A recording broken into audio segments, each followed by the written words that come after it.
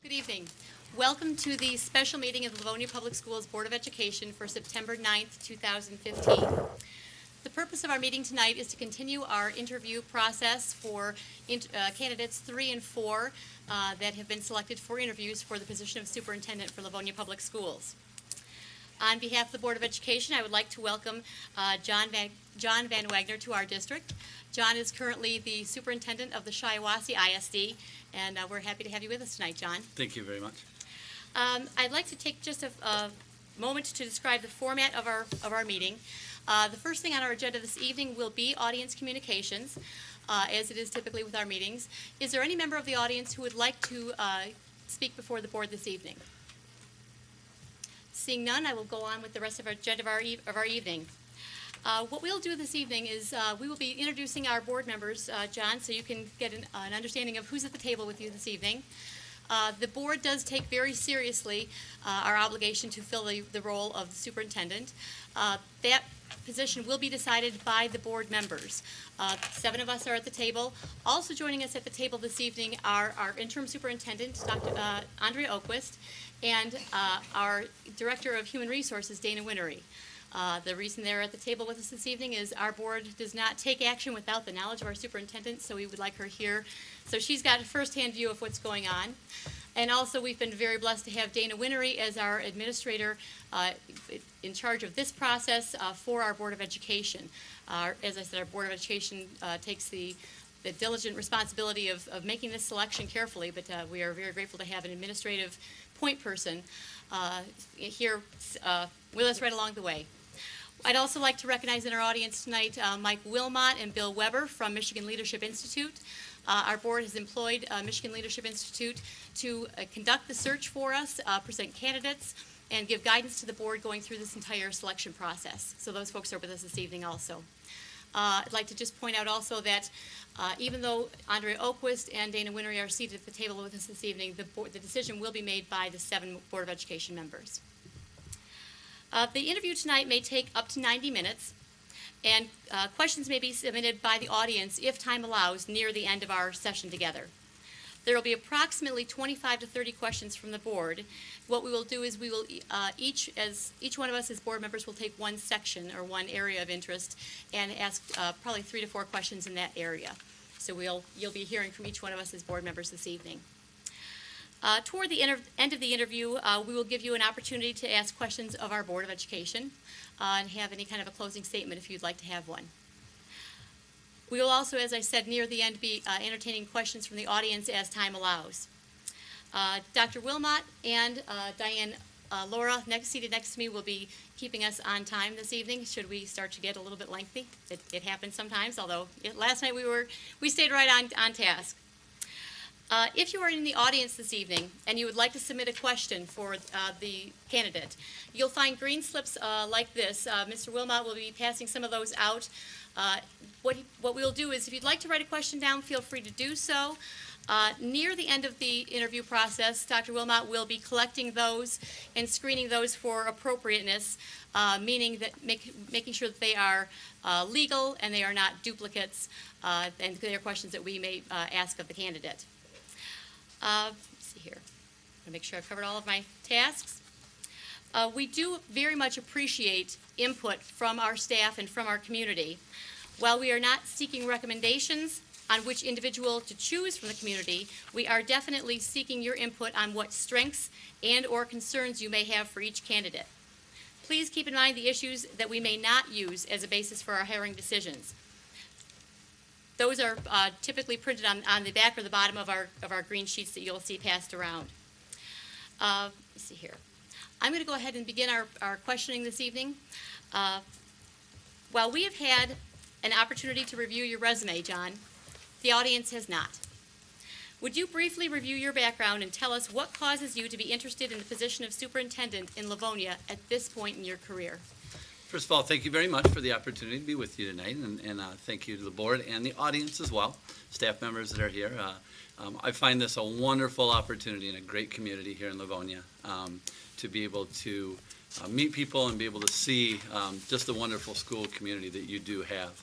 I've had the opportunity to spend a lot of time over the last month in Livonia to look at the district before I even decided if this was a place that fit me, as well as hoping that it might fit you. So just very interested in the position. And to give you a little background of myself, I'm currently the Associate Superintendent of the Shiawassee Regional Education Service District. We are an intermediate school district, one of 56, in ways similar to Wayne Risa, but a little bit different. In the way that we have about 13,000 students that we service within our county, and we provide a lot of direct services to those students that Wayne Risa, for instance, does not. In your packet, I've had the chance to be able to give you, on one side, a little brief summary, a little bit of many of the things that we do. We run a lot of career and technical education programs directly. We run special ed center programs directly. Technology, all services directly to our district. So a lot of those kind of things. So I'm in charge of a lot of those things across the board at Shiawassee RESD. So I've been there for 3 years, and I have a wonderful team. It's a wonderful place. It's really only for a great opportunity would I even consider leaving, and I consider Livonia to be one of those unique opportunities that's out there across the state. Previously, before my appointment at Shiawassee RESD, I worked for the Michigan Department of Education. I was at MD for almost 5 years. I started actually as an instructional specialist consultant, working in the curriculum and instruction unit, very focused on looking at instruction, especially in Title I buildings that were high poverty and really have some real academic improvements to make. So I had some great opportunities in that, and then became the manager of the curriculum and instruction unit, working a lot with 21st century learning, especially within high schools. Was a part of the group that had worked on some of the original seat time waivers of looking at online learning and those things for the State Superintendent of Public Instruction. Then I had the opportunity to go and was promoted to the Assistant Director of the Office of Professional Preparation Services, working on all teacher certification across the state, teacher and administrator, as well as working with the 32 teacher prep institutions across the state of Michigan, working on their accreditation, working on all the components to make sure that they are preparing the future teachers that we need, and starting some conversations with them on the change that's needed in that. Had a wonderful opportunity in that role. And then I was asked by the state superintendent, interviewed, and was offered the opportunity to be the legislative liaison for the Michigan Department of Education, working closely with the Michigan legislature as well as the governor's office and both Governor Granholm's administration as well as Governor Snyder. Very close relationship with many legislators, legislative staff, as well as governor's education policy advisors. Still maintain very close relationships with all of those folks. So really had the opportunity to do a lot in the work of advocacy for the 12 million children that we have in the state of Michigan. Previously, before that, one of my great things that I feel is that I spent 10 years in the classroom as a teacher. I taught both at the elementary and secondary level. I worked in the St. Joseph Public School District, which is in southwest Michigan. Very high functioning, high academic district. Really had great opportunities there. Worked a lot on some original online learning programs and bringing a lot of digital learning and professional development with the teachers that I worked with as well as the students, especially in some alternative education settings. And before that, I started my career for 4 years. I worked in the Lapeer School District. Started my career there working across both elementary and secondary buildings. At the time, we had about 8,000 students in Lapeer, 2 Class A high schools, 2 junior highs, 11 elementary schools. Had the opportunity to work in about 6 of those buildings over the time. So had the opportunity while I was there to work in a administrative role as a dean of students. Working closely as a quasi-administrator, working a lot with student discipline, working a lot with at-risk students that were in need of some type of academic supports, and so had a wonderful opportunity there and really loved it. So have had a real breadth of opportunity across my career, and am now looking for that challenge of taking that step. I really left the Michigan Department of Education, loved my time there, but really wanted to be a little bit closer to kids, and so the ISD was a great option for me at the time with that, and have been there for 3 years and have been able to sustain and build some phenomenal programs while we're there.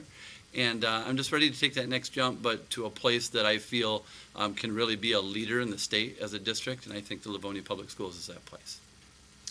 Thank you very much. Excuse me, Mrs. Britton. Yeah. We forgot to introduce ourselves. Oh, I'm sorry. Thank you very much. You're welcome. Jumped right on. He said we will do that, and we did. Thank you. No, you're welcome. All righty. We're going to take a little break here from our questions, and we'll get back to Okay. that. Mrs. Jarvis, can you start us off with introductions this evening? Thank you, President Burton. Hi, I'm Liz Jarvis, and I am the most recently elected trustee on the board. Okay. Welcome to Livonia. Thank you.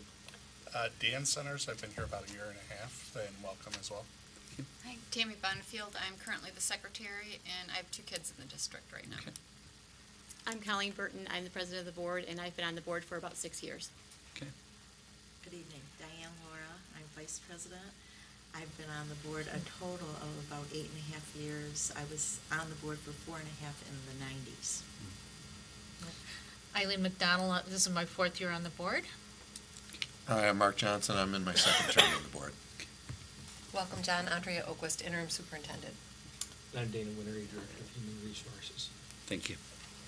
Thank you. Thanks again. Oh, you're welcome. All right, and let us get back to our questioning.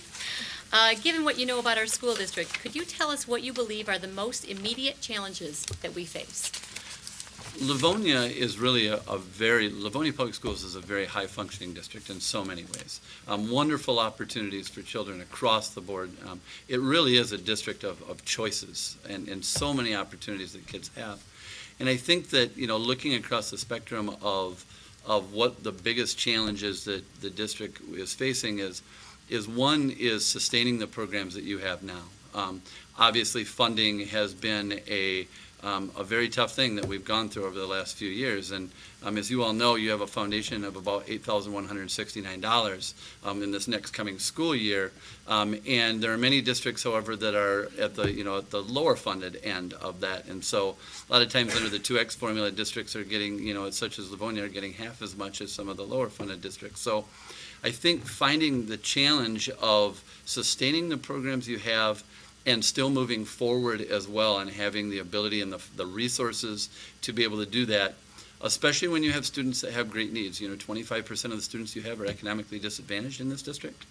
And being able to satisfy their needs and be able to grow the district and make it that district that is that shining district that outpaces the other districts within Wayne, Oakland counties. I think being able to find those resources is a very big thing. And then I think as well, I think that a big challenge that collectively we have is being able to support and be able to give the thanks that we have to the many educators that work and the staff and teachers that work within the district. They are really truly heroes, and having the ability to be able to at any ability to be able to tell them and be able to communicate to them, that what they do in this field is important, with so many people that are just really being negative about the field right now and being, very hard on teachers in the profession. And I think that, that's going to continue, as well as you have many, many seasoned staff, and you have, many people that are coming in and new people, new administrators, new teachers. Keeping that there is an important thing. So having the ability to advocate in Lansing, especially, for those resources that you need to continue to grow as a district and provide all of your students the resources that they need, I think that's a fundamental thing that right now that Livonia, as well as many other places, is finding as a major challenge and something that we really have to advocate to try and change. Okay. What specific capabilities or qualities would you bring to this position that would set you apart from other candidates? So I think, one of the key things that I have is my time in education, 10 years as a teacher. I've been in the classroom, I've sat, the fundamental thing that we do in education is having a teacher in front of kids. And that's the number one thing that, improves and increases student achievement and makes students career and college ready as they move on. So I think having some of that experience of working in elementary and middle schools across the board is an important thing.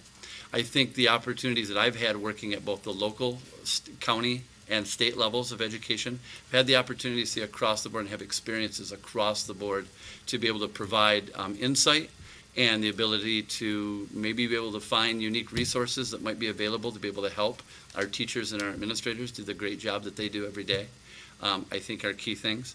I think my experiences of working in a large organization, I think, is a thing. When I worked with the Michigan Department of Education, we had 14 different divisions. and understanding, what that looks like, a $240 million budget that I had a part in working with.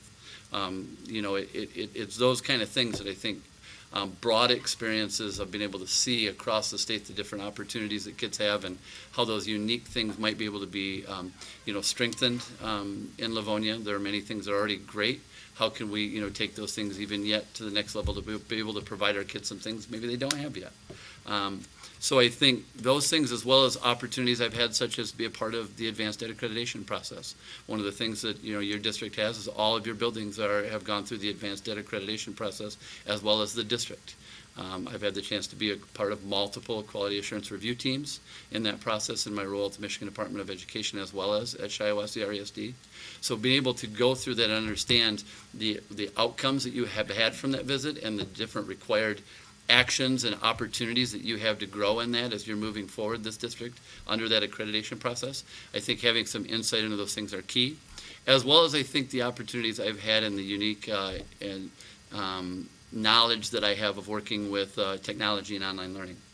I think one of the things your district right now is really looking hard at, how do we, with the bond that's been passed, $195 million bond, how do we make sure that the technology resources that are purchased in that are being put into the classroom to use as an instructional tool? And so right now you're working hard at working with teachers, working with staff, part of what you've done with your opening day of your Level Up LPS, and be able to see what people have done on Twitter, to be able to see what they're trying to do to infuse that technology in the classroom. I've had some great opportunities to be a part of that with the McCall, Michigan Association of Computer Users and Learning, as well as, again, the work with seat time waivers, as well as different online opportunities and blended learning that I've had that I think those are a lot of skills that I bring to the table. Thank you very much. I'm going to be passing on the next section to Mrs. Laura. Thank you, President Burton. We're going to talk a little bit about community relations. How specifically would you go about establishing and maintaining positive public relations with our community? I think, one of the key things is being a great communicator and being very visible throughout the community. I think that, as the chief learner and chief leader of the organization, you have to be able to be out there and really being also the chief cheerleader for the district and talking in all of the different venues that you have possible, be it, the service clubs, be it the chamber, be it just different parent groups. You have a very strong PTA, PTA-SA across this, one of the stronger ones in the state of Michigan. Having the opportunity to get in front of them and talk about the great things that we're doing in Livonia now, as well as the challenges that we face and how we can work and try to advocate and be able to find ways to be able to make those actually strengths within the district. I think those are key things, and one of the things that I pride myself in is being a very visible person throughout the district. I've tried already here over the last month. I've spent a lot of time here. I've been in probably 20 buildings more of the time, all 3 high schools. I actually had the opportunity to even come to the Bounce Back to School event. I was here for 3 hours here with my daughter to be able to be here and be able to see the foundation and what that is and be able to talk to parents and see that. So being able to get out in the community, advocate for Livonia Public Schools. I think those are key things to be able to do. Be able to have relationships with local, the mayor, council, city council, all those type of relationships that we can have to be able to talk about those great things that are done every day. Because unfortunately right now in public education we hear a lot about, the few bad things that, are happening, but yet we don't hear of the thousands of great things that happen in our schools every single day. The heroic things that our teachers and principals and staff members do, and bus drivers and support staff, all that they do, we need to be able to tout that and talk about that.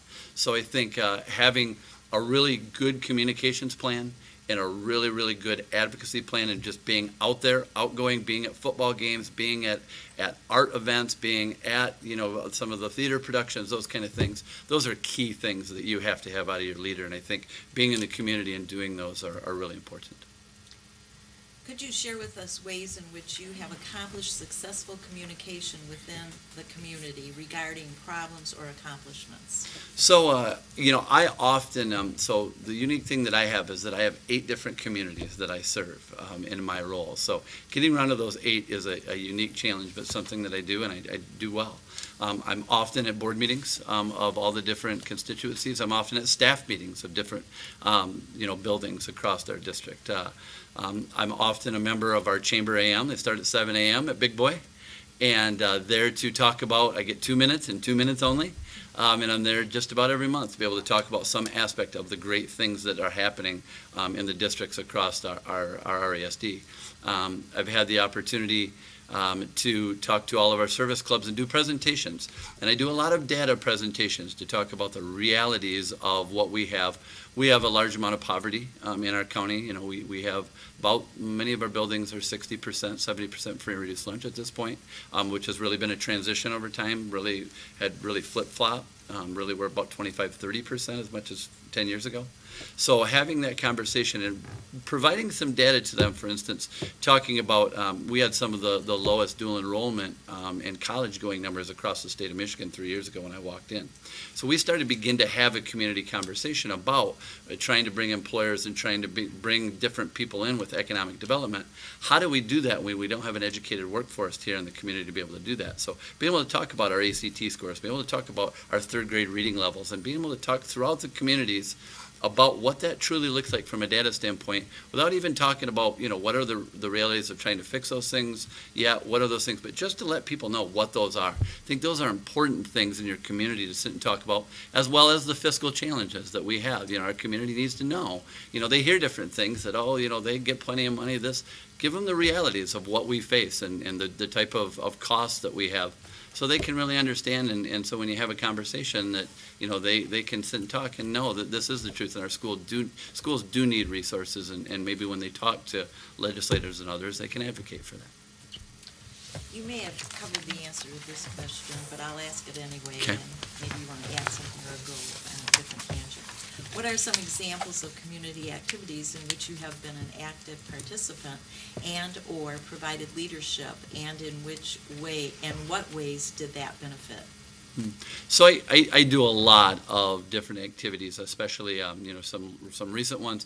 Do a lot with the Great Start Readiness program and our early on program with early childhood. We do a Touch a Truck event where we come out and we have all the big trucks and all the kids, and I'm out there and, you know, putting kids up in fire trucks and cement trucks and all those different things, and we have all of our early childhood education providers there, just to encourage people to come out and talk to parents, especially parents that, you know, maybe are high school dropouts and just don't understand what it takes. How do I even get my child enrolled in an early childhood program? I'm doing that, as well as obviously going to those community events. I'm very active in you know, a lot of the fundraisers that our districts do, including, you know, the district that I live in.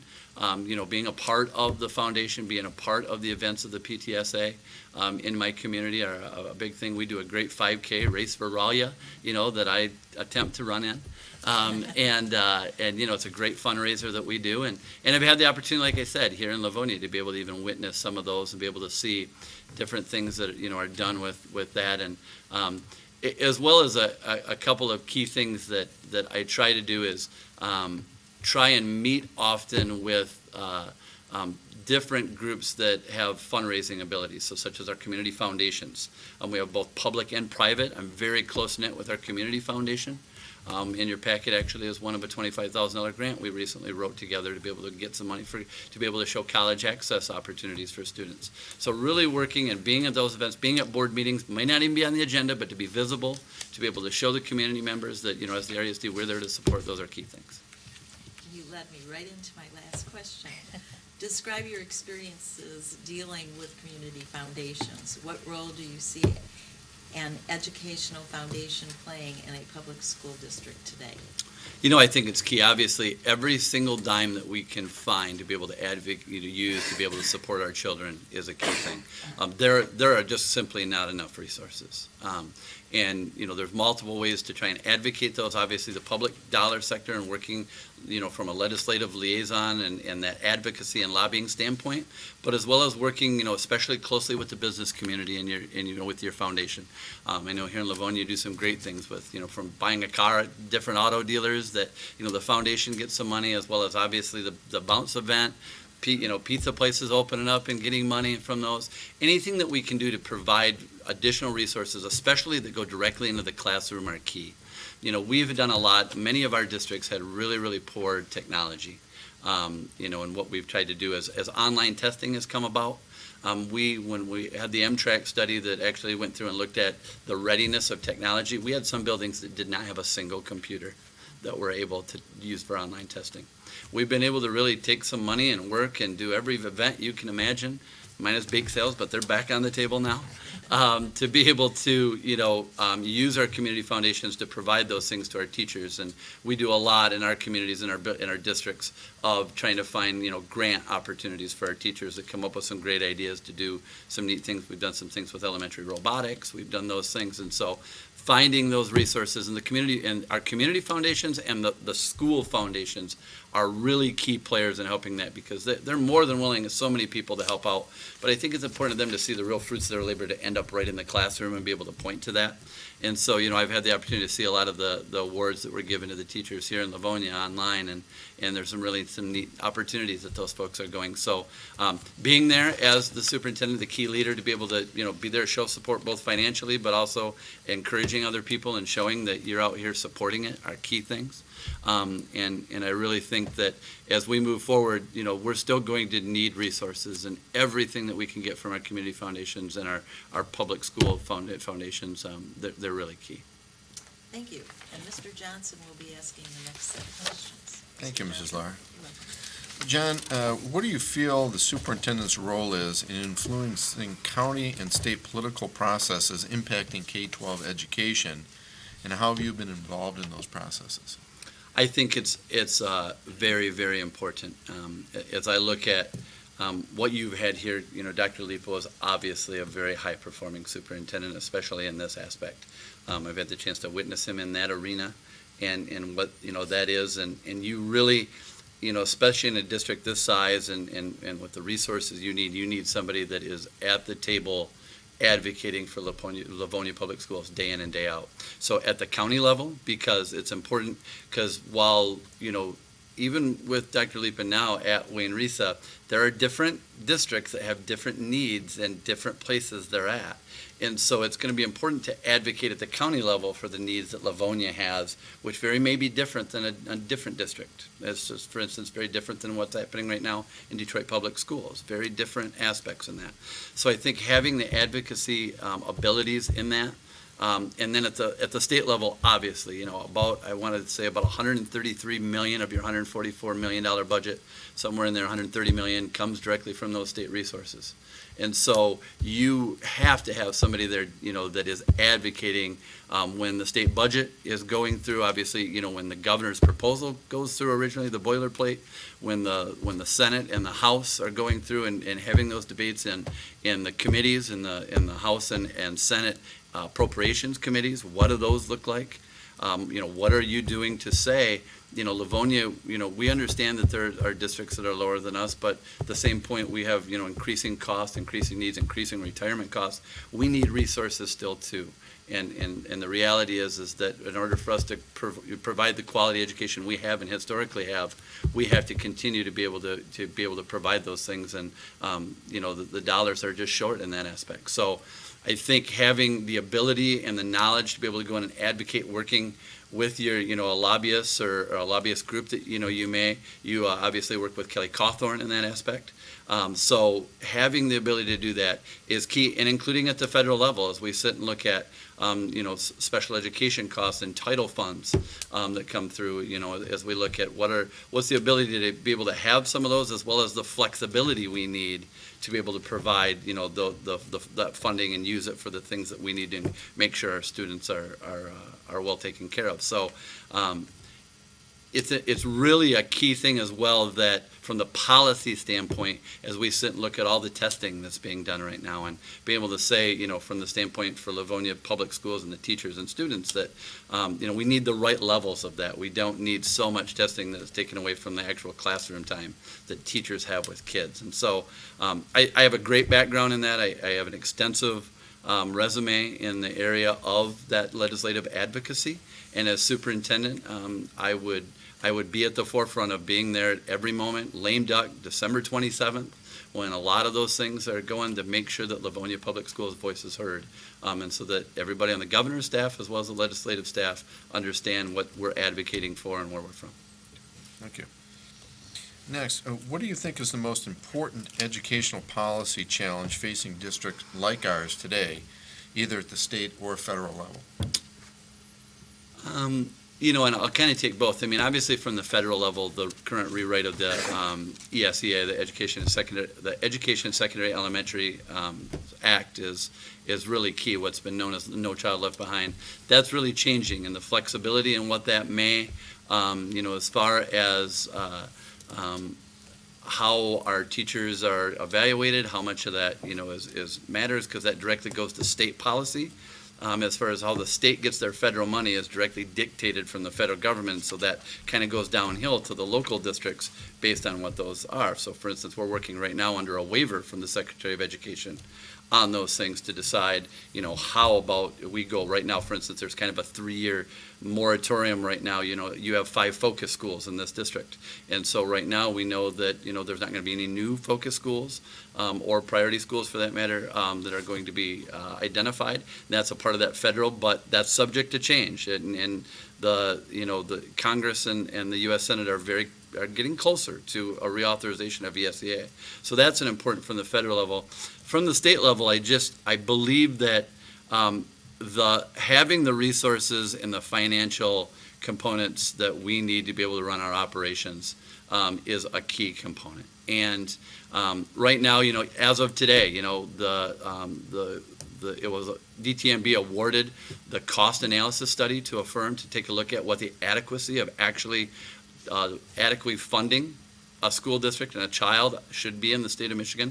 So I think that's going to be interesting. That's going to have some ramifications for us as we advocate. I think that the reality is it's going to come out that, our districts are just really underfunded for what it takes to, provide a quality, top 10 in the country education to every student in the state of Michigan. So I think having the ability to find some resources, especially as a state with our poverty numbers increasing, across the state, and reality that our children that are in those situations need more resources than ever. They need wraparound services. How do we go about doing that? So I really think looking at that funding model, post Proposal A and what it's really going to take to make this thing right and provide the resources, I think from the state level that's our key thing right now. All right, thanks.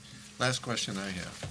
What has been the most unpopular administrative decision you've had to make, and how did you handle the reaction to that decision?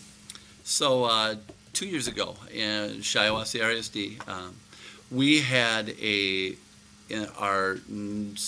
would be our southern county, we had a highly attended alternative education program that was created by 3 superintendents that had gone on and retired actually. But we're really, really proud of what that program had become. But financial challenges had hit that program, and as well as the district that was really in charge of it was named a deficit district. $6 million in deficit district. And so this was a district that could no longer keep that program at all. And the other districts that run it, the superintendents and boards, had no interest in running that because of accountability issues. That many of these students that come from really at-risk populations and were really afraid of how that may put them into a focus or even a priority school status, or in a district from that standpoint on their report card. It really just kind of look badly on them, which I really did not like, because I'm really an advocate for all children, and we got to find a way to make sure every student has an opportunity to succeed. So we talked with our board and we decided to take that program over. And so in taking that program over, as we had gone through, we realized there were just some serious issues with that program. Academically, it was quite honestly a paper diploma mill. Students were coming in doing a few online classes, and were basically given the same diploma as a kid in a recent local nearby district that really had worked a ton and really had achieved at that high bar. So they were in real fiscal trouble. And so we had to make the decision. The lease of the building they had was up, and they didn't have a place, so we closed the program. And in closing the program, we had a population of students in the south part of the county that had no option. So had quite a few upset, people from, and especially we had a lot of students that had come from out of county into this program even. So what we had said is we took it over in the first place wanting to make sure these kids had an option. So we do have, one of our districts have a northern program that's a very high-functioning, phenomenal program. So what we were able to do is work with that district, and we worked as part of the RESD to provide a bus that actually had gone to the South County, right next to where that program was, and provide transportation for those students. It was a little bit more of a bus ride, but we were able to provide them with a much higher quality academic rigorous program. That was very flexible, had a lot of alternative hours, had some online learning, some blended learning, had some social work and some different strong wraparound services that the other program didn't have.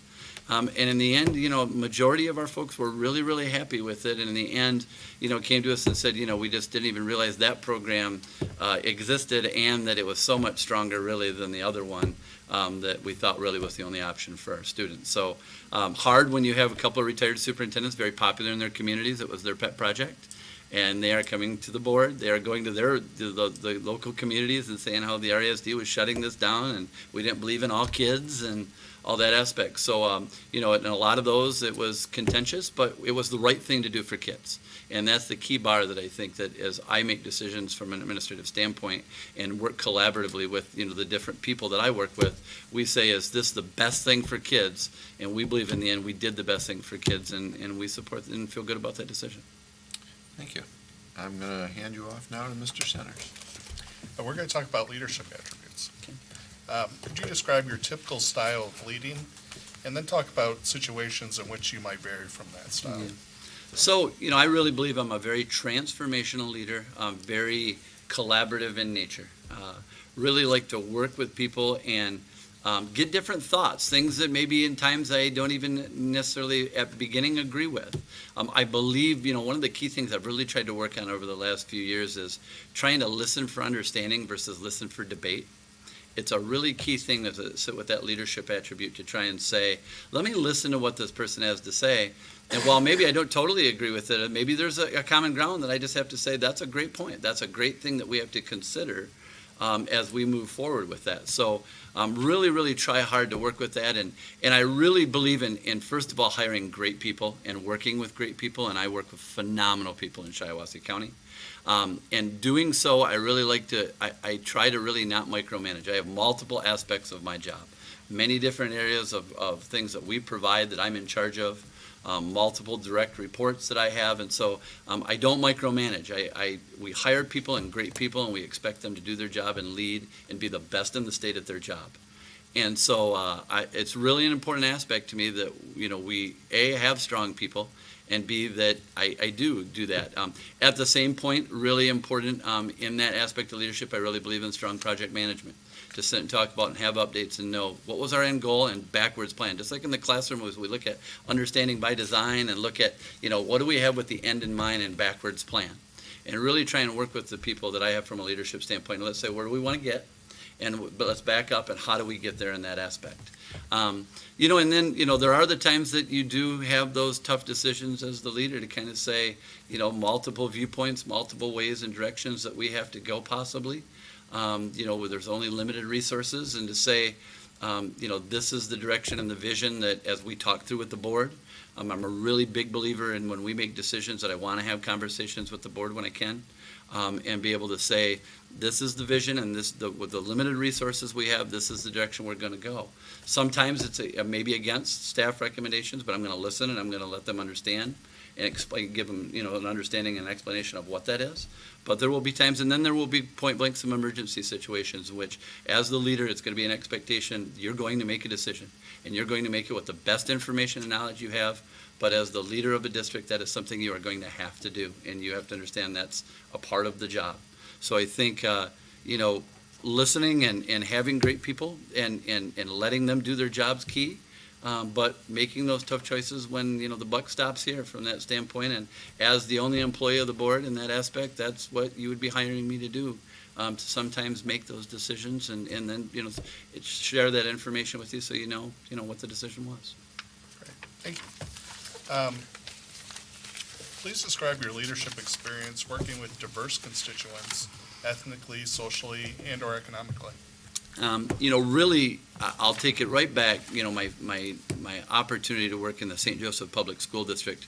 Really a unique community while I was there in the beginning, and really started to change in some demographics. Very much between St. Joseph Public Schools and Benton Harbor area schools, a racially divided community. I mean, just to be real honest with you, separated by a river. There's actually a book on it. And one of the things that happened while I was there is our board decided to open up limited school of choice. And a majority of the students that came to our high school were minority students that came from Benton Harbor area schools. Tough decision to make, some financial things that were there.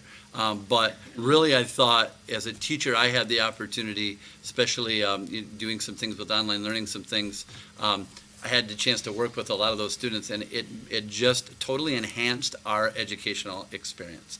It was great for our students to have the opportunity to have a more diverse school community and the opportunity to understand the cultural aspects of different people, as well as we did. Whirlpool's world headquarters is there in St. Joe, Benton Harbor. So we would also get a lot of ethnic minorities, Asians, as well as some folks of Indian descent.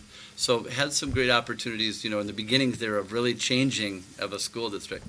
Then my time at the Michigan Department of Education, I had the opportunity of a lifetime to work with multiple school districts. From what day I would work with, somebody on a Native American reservation in the Traverse City area, to a very 100% minority, highly African American district within Wayne County.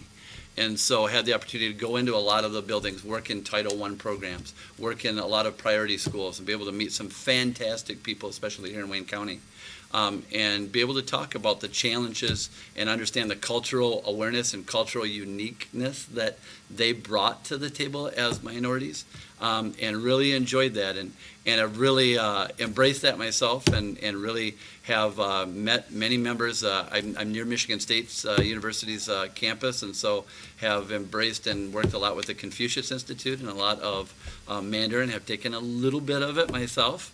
I can communicate a touch, and so that opportunity that I've had, especially at the Michigan Department of Ed, to work with people of all different races and ethnic backgrounds through state government, the legislature, have just strengthened me as a person, and as a leader to look at things from multiple viewpoints, not just the world in which I've grown up in and live in, and to make sure that I look through that lens and understand that lens of people that come from different countries, or that are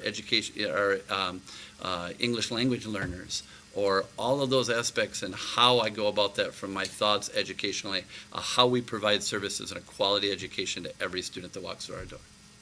Thank you. What are some examples of how you've used data and research to make important decisions in your current position? So I would go with really starting and we started a community conversation around college and what college means. So we really talked about, really truly now it's post-secondary access, and which means trade school, which means military.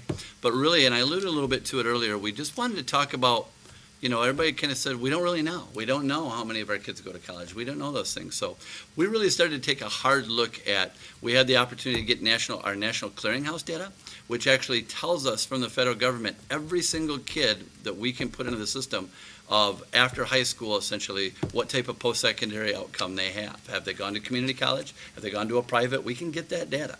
And so it's been really interesting for us to sit and look at that. We have a very high school graduation rate. We're about 96% in our county of high school graduates. But yet, as we looked at our data, we're about 66% of our students are going on to some type of post-secondary training, which we really thought's low. To give you an idea, as I look at my school data right now, Livonia is right around the 80 to 85% of your students are going on to either community college or a public four-year here in the state of Michigan. So we really started to have a community conversation about what does that look like, what's our issues, why are we seeing that? And then really what the hard data it showed us is that approximately 25% of our kids were getting a degree. So 1 out of every 4 of our kids going to college was getting a degree. 3 out of 4 were dropping out. And so starting to look at that, and so we really had to look hard and have deep community conversations about truly our career and college readiness. Are our kids really being prepared out of high school? We looked at our remediation data, and 25% of our kids had to take at least one remedial class when they showed up. to a community college or a four-year institution. And so that's really led a large part of what we created, the Shiawassee Postsecondary Access Network. And so we're a part of the Michigan College Access Network. We've been able to get, so far, probably well over $100,000 in grant funds to start a community conversation and have multiple people within our community come and have an advisory group that works. Our community foundation, faith-based, private foundations, government, across the board, we have multiple constituency, business, chamber, economic development, all those folks at the table to sit and look at what are those things that we can do. And I'm really proud to say in 3 years, we had the lowest dual enrollment numbers in the state of Michigan as a county. And right now, 3 years later, about 20% of our students, of our juniors and seniors, are in dual enrollment. We started an early college program out of it. Right now, we have about 57 kids that are starting their 13th year of high school, essentially, but they're fully enrolled in college. And that's been a strong program because we're able to pull foundation for every one of those kids, and we pay for the entire thing. We pay for their tuition, their books, everything. It doesn't cost the students or parents a dime. And so that was really unique because we do not have a public 2-year or 4-year institution in our county. And that was another challenge that was kind of came out of that data. And we realized we had to do so. We brought in some partners. We brought in Central Michigan University, Lansing Community College, Baker College, brought in, and we now have wonderful opportunities across career and technical education areas in these 5-year programs. We have kids getting associate's degrees in auto tech, auto diesel, in culinary arts, in criminal justice, all those areas as well. So that data conversation really led to the initiative. So looking at our data first and then talking about what are our goals to try and increase those numbers. And we've really been able to do a great job with that.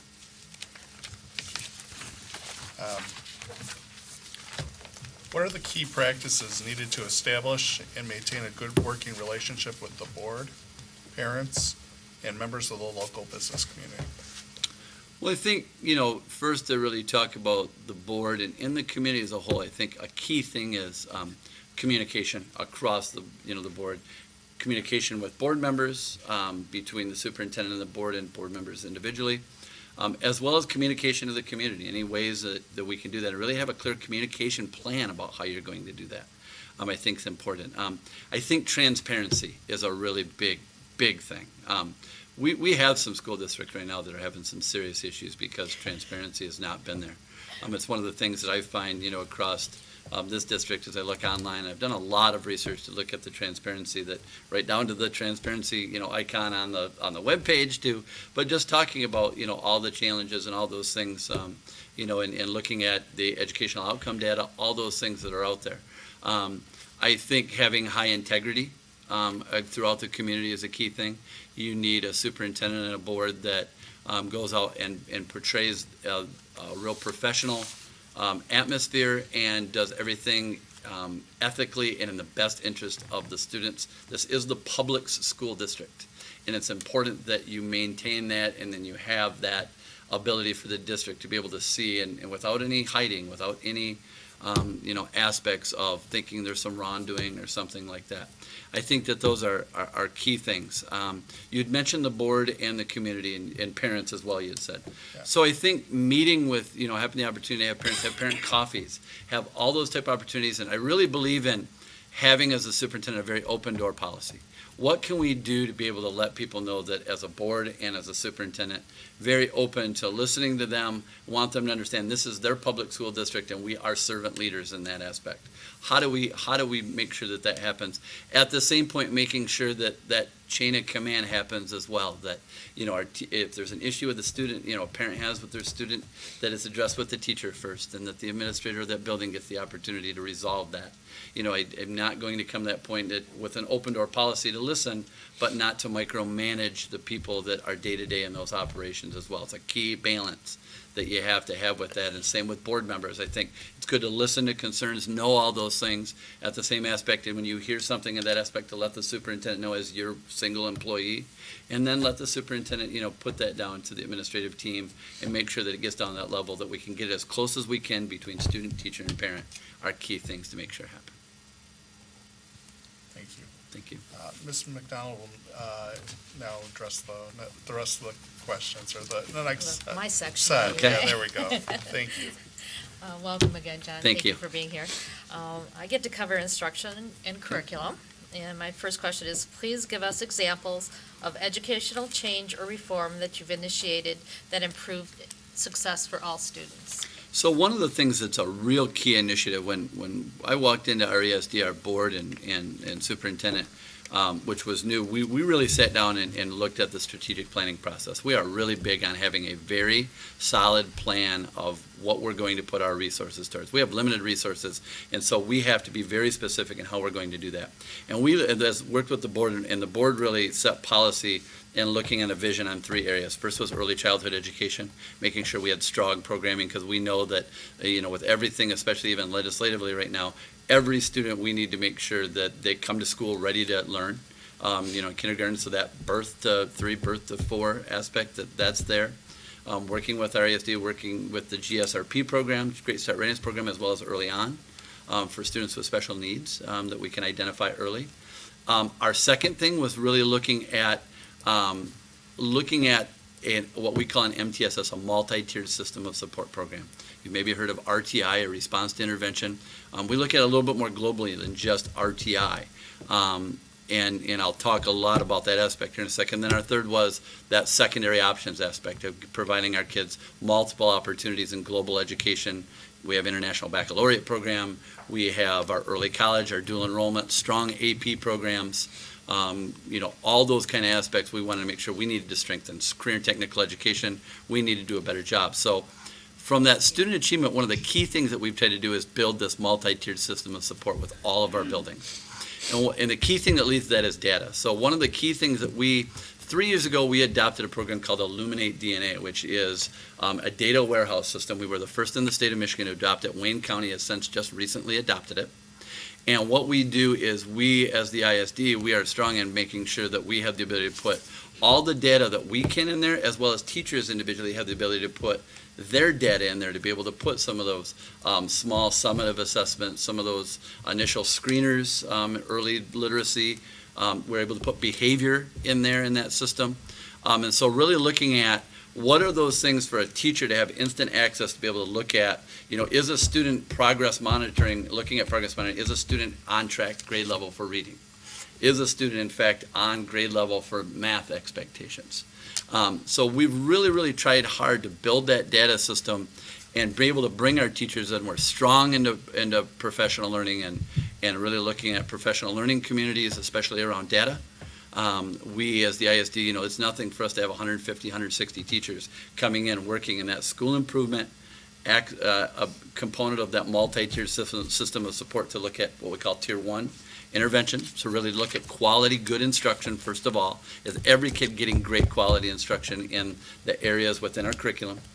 Are there level 2, Tier 2 type things where we need to do an extra work with a student that is struggling? In that aspect, and there are a small group of kids that is a Tier 3 intervention that need more intensive supports. We've worked really hard on working with our teachers to try and build programs. In doing so, especially in our elementary and middle schools, high school, it's a harder thing to do, a lot of times because of the very rigid system of hours, 6-hour period day. But we've also been able to look at our high schools and really work on hard making sure that we're shooting for 100% graduation rate. And so one of the things we've built within Illuminate is what we call early warning signs, where we start taking a look at 6th, 7th, 8th graders and on, and looking at attendance, behavior, and course completion. We have all those aspects in something we call an on-track report that are in that data system, and we have building level teams that come together, and they're able to look at students and able to see across the board, looking at their attendance and maybe class by class. Maybe they show up to one class and not another. Are they really, some reason they're engaged in their behavior? Are they doing great in one teacher's class and real behavior problems in another? And then course completions. If we know a student is failing 5 classes at that point, they've missed 21 days, and that we're having issues with behavior, that's a red flag. That's a student that we need to get with some type of supports of a graduation coach, some type of aspects to be able to make sure that we get that student on track and get them to graduation, and including trying to move them on to that post-secondary programming. So we've worked really hard to build that data system, make it strong, good, clean data, train our teachers first of how to put their own things in there. We're much more cognizant of what teachers' data they can put in Illuminate versus state MEEP, of the my MEEP data, what's been and changing, and then even MME and now ACT and SAT, but SAT is going to have some neat aspects to it as we move on.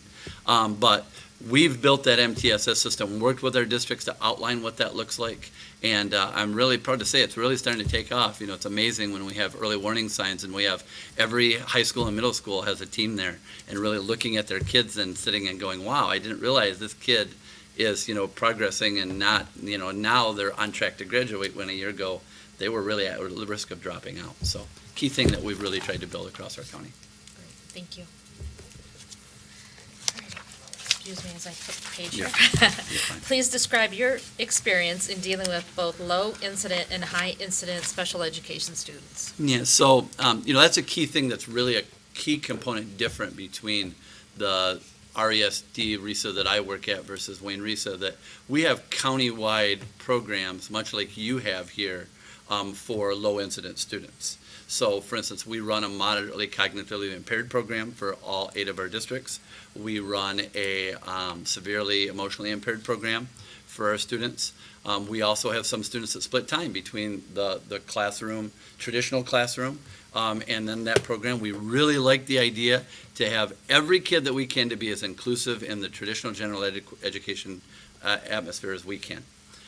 So we do have some of our, you know, mid-level programs, especially in our elementary programs, housed right in our traditional buildings, so that we can get as much of that into the general education population as we can, those students. And then there's the, you know, the high incidence. And so, you know, as a part of that MTS and that MTSS and that RTI program I just talked about, that's really where those tier 2 and tier 3 interventions come in to really work to get those extra, you know, intervention programs and those extra literacy components. If we see a student, you know, is really struggling with some initial screeners looking at their reading, what do we have to do as a team, as a building, to get that student to grade level? How do we look at that data to be able to do that? So, you know, we believe in all kids, and you know, and I say this all the time. You know, when I say all kids, I mean all kids. And I say dual enrollment. We have students that are, you know, highly functioning autistic students in our dual enrollment early college program. We find the supports they need to be able to take college classes. Are they on track maybe to get a college degree? Not necessarily. Some are. But we're going to exhaust every opportunity we can for that student, whatever that post-secondary transition program, the program you run is that, you know, 18 to 26 program. We run all those in our county for all of our districts. So we're in with that MTSS and that RTI program, working with our buildings. We hire all of our school psychs and our social workers, and so our school psychs work as data coaches, working with and identifying those students maybe that have special needs or even just a 504 and need learning supports. We make sure that, you know, those students, we want to get them on track, we want to get them on grade level, and we want to get them to have a diploma from our high schools when they walk out, so that whatever their transition and their plan is after high school, that they're able to succeed in life and do those things. Great, awesome, thank you. The next question is, how would you go about evaluating the effectiveness of the curriculum, teaching methods, and assessments used in our district? So, you know, obviously we've seen an influx of change in curriculum standards, and it's not over. You know, we've seen the Common Core has come through with math and English language arts. Right now, the state board has put out and is looking at public comment on science standards, the next generation science standards. They're really the Michigan science standards that have been adopted from components of the next generation science standards, as well as the C3 social studies framework is out there right now for public comment. So that's going to change as well. So a lot of new for a lot of people that, you know, we're not sure, you know, have they gotten the right professional learning? Have they gotten the professional development they need in those aspects? That's a key first step, to have them to make sure that they know what those changes are. And so what is it that they're supposed to teach? And then really looking at that instruction standpoint of, are our teachers able to, are they supported, and are they able to be highly functional, highly performing, or, you know, in our new evaluation terms, are they, you know, a highly effective teacher or an effective teacher? Do we know that they have the toolbox and the instructional methods and strategies they need to be able to make sure that they have the ability to differentiate learning and really reach all students so they all can succeed? One way to really look at that is I'm big and have had a lot of work in something called the Survey of Enacted Curriculum, where we actually take a look at and really look at and survey teachers and try and get a sense of what is it that they actually teach, because the students are going to learn what's actually taught. And so that's an important aspect to try and say, are those things. I think a key thing is looking at common assessment, across the buildings, across Livonia. It's my understanding that a lot of the teachers and departments have gotten together, and so they have some of those common assessments built. And so that a student, in one building is getting the same essential curriculum. Yet I still am a big believer that teachers still have some autonomy. I mean, it's still an art and a craft of teaching. And they still need the ability to be able to do what they do and they know to do best with students. So, making sure that curriculum's taught, but, with some flexibility on how that's done. With every kid, it may be different. Maybe they're, any of Gardner's ways of learning. A student learns aesthetically or visually or kinesthetically or however that might be, to make sure that is. And then the assessment part, do we have quality assessments, but not too many, that to the point where it's taking away so much from instruction that we can't get through what we're being asked to taught? Do we have those type of assessments in place? And that's something we've done in our county. With Illuminate, we've been able to put something called the Inspect Data Bank in, where we actually have aligned questions that are pre-built into the data system. And teachers are able to pull 4 or 5 of those out and be able to put them quickly at the end of the day in a very quick summative assessment, be able to ask the kids, have you been able to do this? Many that are one-to-one are able to get on their iPads. Boom, before kids leave, boom, they put that in. Teacher has instant feedback before the kids leave. And they know that, I have 3 kids the next day I need to get with and make sure that get some intervention and get them retaught. Or if 27 of my 30 didn't get it, I obviously have some reteaching to do tomorrow in that aspect. So we have built that. It's 50,000 question Inspect Data Bank that we have. And then as well as looking at SAT, is that coming on the forefront? There's a lot of neat things that have been built in for students and teachers that are being rolled out with that, where students get small practice tests and the teacher can get the feedback. I think having all of those aligned, knowing what to teach, having the ability to survey what's actually being taught and talk to teachers, making sure that they have the toolbox, and then the correct assessments that are aligned and having the resources to be able to do that, especially the smaller formative assessment that the teacher does, even informally, and then those summative assessments, but not to the point where we're overtaxing teachers and students where they don't even have the time to learn the things because they're testing so much. My end of questioning is over with, and now Mrs. Jarvis is going to take over. If I can jump in for just a moment, we're going to have to try to make our answers a little bit briefer in order to keep us on time schedule. Thanks. I'll talk fast. Now we're going to talk about finances and operations. If you would please describe your experience with budget development and financial management. So I talked a little bit about, especially going back to my time at the Michigan Department of Education. I had the opportunity to have some of the first looks at our Michigan Department of Education budget, because that is legislatively appropriated. So we actually have to go and sit. With Governor Snyder, we actually had to sit for 2 hours, go in there and almost from a zero-based budget concept and be able to explain every line item. There were obviously mandated things to do, many things from the federal government that a lot of the funding came through. But we had to go through and build that based upon what are the needs that we feel and what are the resources for that. At the RESD, I've been really a part of that budgeting process and looking at, again, what are those mandated activities that we have to do? And then looking at strategically, based on our strategic plan, what are those things we're going to take those limited resources and what are we going to put those towards? And that really drives our budget process, to be able to say, what do we believe in? What are the core things that we believe we're going to try and support? And then looking at the multiple different funds and the mechanisms to be able to do that. Obviously, there's restricted funds in a lot of ways. Special ed funds have to be used just for special ed components. Here, for instance, you have a sinking fund. And so, you have very limited things that those monies can be used for.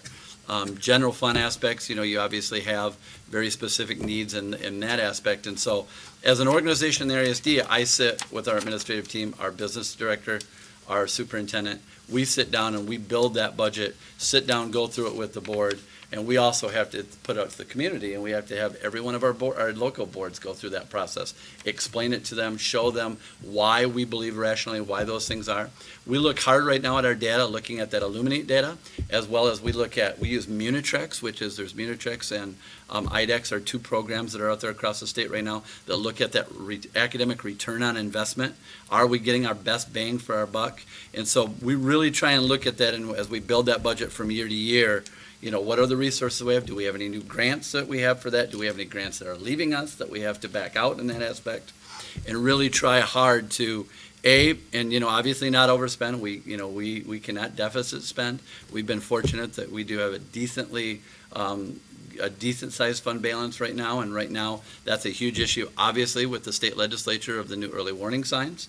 And so you have to be very cognizant right now of the reporting mechanisms and those things when you have a fund equity that's below 5%. And there's going to be a lot of new aspects that in Livonia, obviously, you're below that number. And so there's a lot of aspects in that budgeting process. You have to look at that because right now you're borrowing money, to be able to make payroll and those things in the summer. And so it's important you build all those things in as you look. And obviously, a key thing within this district and a traditional school district is looking at, the pupil counts that you have and really trying to get good estimations on that and as you build that budget. Thank you. In tough financial times, how do you set priorities when there are competing interests? I go back to that idea of strategic planning. I think that, and I know, talking with Dr. Lipa, that you've had a strong understanding and build upon the strategic plan as you've moved forward across the district and look at what you do. And you really, there are limited resources, and unfortunately you can't do it all. So you have to say, what are those core things that we believe in sustaining? And in that same point, how do we look at maybe possible additional revenue enhancements to be able to sustain and build new things? Just because, we're in tough times doesn't mean we always have to sit and think about cut. What are some ways that we can try and get creative and look out of the box to be able to grow programs and do neat things for kids that really pique their interest and get them, in that hooked on, being engaged in learning. So I think that, those are really, really key aspects that you try and look at. But, you have to set your priorities. And as a board, you set kind of what the policy is. And then as a team, we have to sit and look at what are those things that we think are the best things and the best return on investment academically for us to do. And those are those things we go through and do with competing interests. Thank you. John, what has been your experience dealing with schools of choice programs, and what do you see as the advantages and disadvantages of those programs? So I talked a little bit about when I was in St. Joseph about how we opened up for financial challenges, and I know that you've had that here in Livonia. I know that you decided as a board and an administrative team to open 50 slots up for schools of choice. Then you had a little more than 100 applicants, and so you took another 50. And it's a really kind of a double-edged sword. I am a true believer in choice and making sure that every kid that we have in the state of Michigan has opportunities to have strong academic programming. And I think that, I support that concept of what you guys have done with it. And I think that, it's important philosophically, I think as you do, that to do that, to maintain the programs and the things that you have for the community that you have. And I think that's an important thing that you've had to do that to be able to make sure that you're offering every kid in Livonia a great education and opportunities. But it's a double-edged sword because you've also gone to your taxpayers in your community and you've recently passed a $195 million bond a couple of years ago. And those are the taxpayers that pay money in this district versus the school of choice people that don't live here and pay those taxes in that aspect. So it's really a hard sword that I'm not a believer that you try and bolster your district and make it a district that's built upon it, and that you're just doing so much of it that, there are some districts right now that are almost balanced 50-50 of school and choice versus the kids and the families that traditionally live in the district. And you obviously have the challenge of working with your business and economic development. You want people to move into Livonia. And the quality of schools are a key aspect of making sure that people find this community attractive. And so I think having it to maintain those things and doing it, I think is good. And I think that the kids coming are getting a wonderful opportunity to experience Livonia Public Schools. Yet at the same point, you want to make sure you maintain that, it's a good thing that people want to move in here and pay their taxes and support those things as they have done, just fantastically for you with the bond that, you're currently, in and continue on finishing your buildings here over the next couple of years. Very good. I'm now going to hand you over to Mrs. Bonifield. Before we start this section, I just want to make sure you're aware that we've got about 20 minutes left in this interview, and we've got 4 questions and staff personnel, and then some questions from the audience. Okay. Some of the questions may be a little repetitive, so Okay. if they are, you can breeze through them. Please describe your most successful experience in building a high-performing work team. I have a phenomenal group of folks that I work with now at Shiawassee RESD. I have people, we've had a lot of turnover, a lot of retirements. It's an organization that traditionally has had people work there for 30 years and stay there. We have one employee, in fact, the superintendent secretary, been there 50 years. And, great people in that aspect, but we've been able to attract and bring in great people, and not necessarily with, the highest resources and pay to be able to do that. I have, some directors that are leaders in the state in their field that do many presentations statewide on SAT and using data, Illuminate DNA, as I talked about. In fact, I just lost my Illuminate DNA person to Illuminate themselves. They're now the statewide director.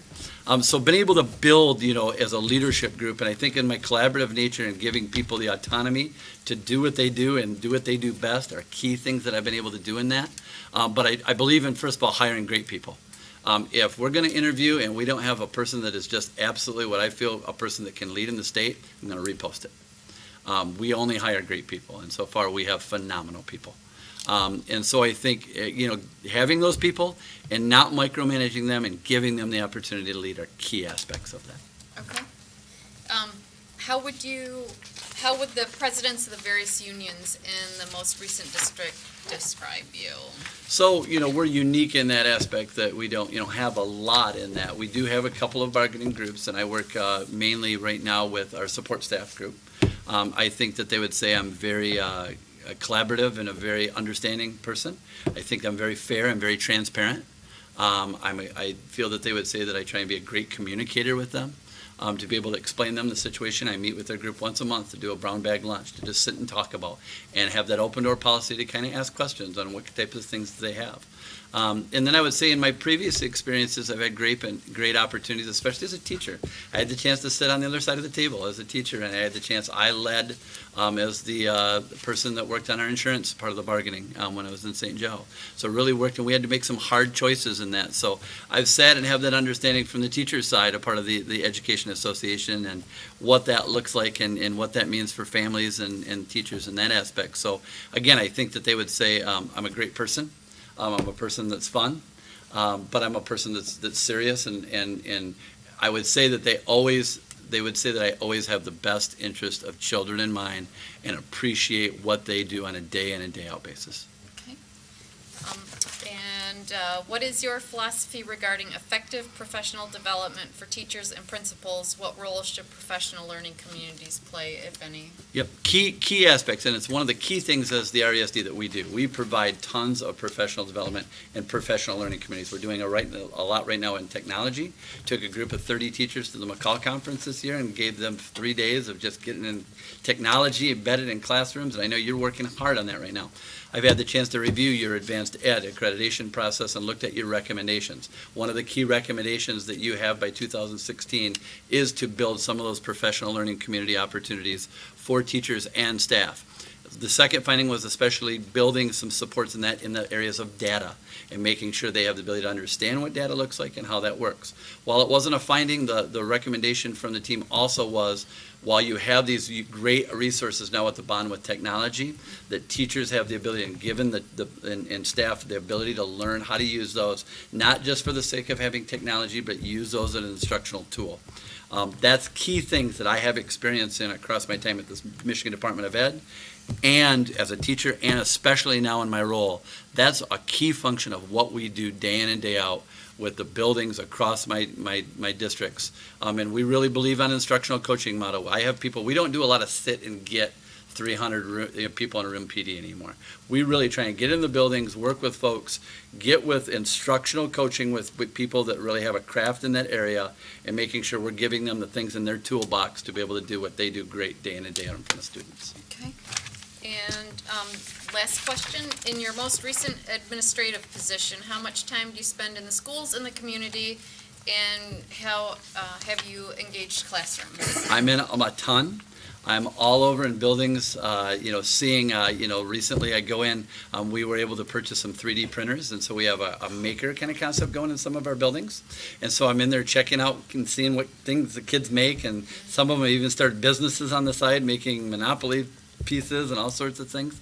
Had the opportunity to go in and see, I go into our center-based programs a lot, obviously at the RESD, and see, the great things and the heroic things that they do to work with students to, get them to the point of functional components, as well as things in transition programs of what's things that we can do to make them successful in life. As well as our early college and dual enrollment program. I show up on a lot of Saturdays and see with the professor and talk with the kids, see what their struggles are, what supports they need, how successful are they being. I'm all over. I'm at Friday night football games. I'm at, all of the different, like I said, foundations here in Livonia. I've been in probably 20 of your buildings, either walking outside looking in.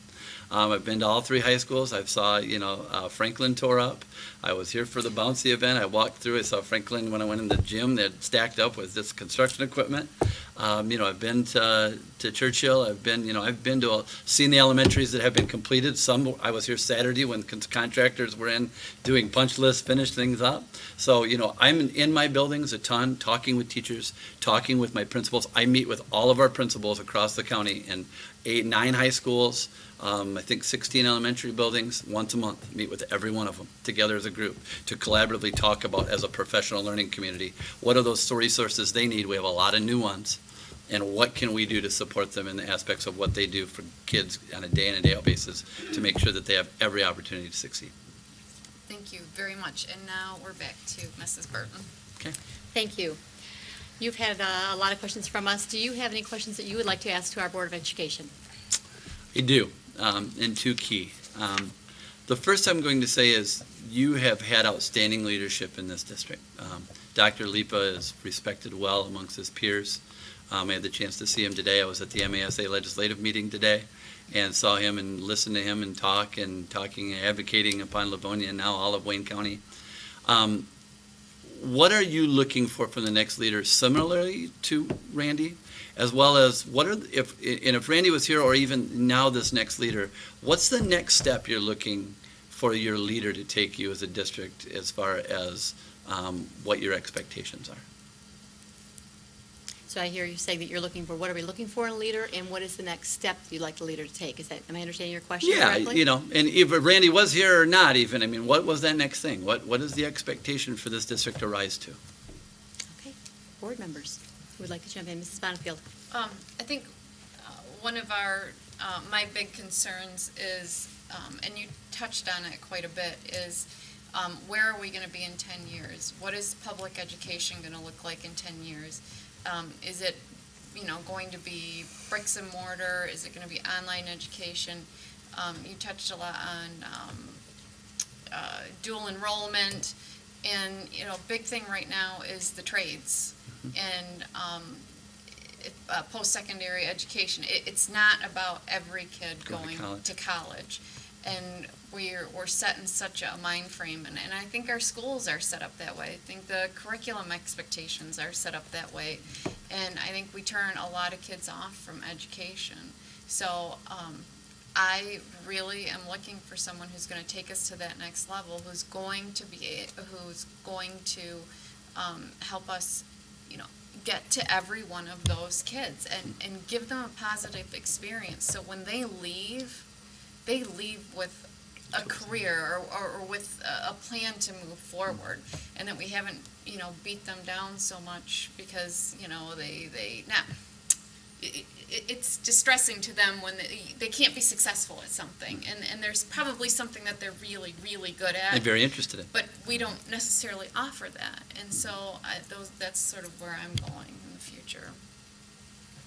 Other board members?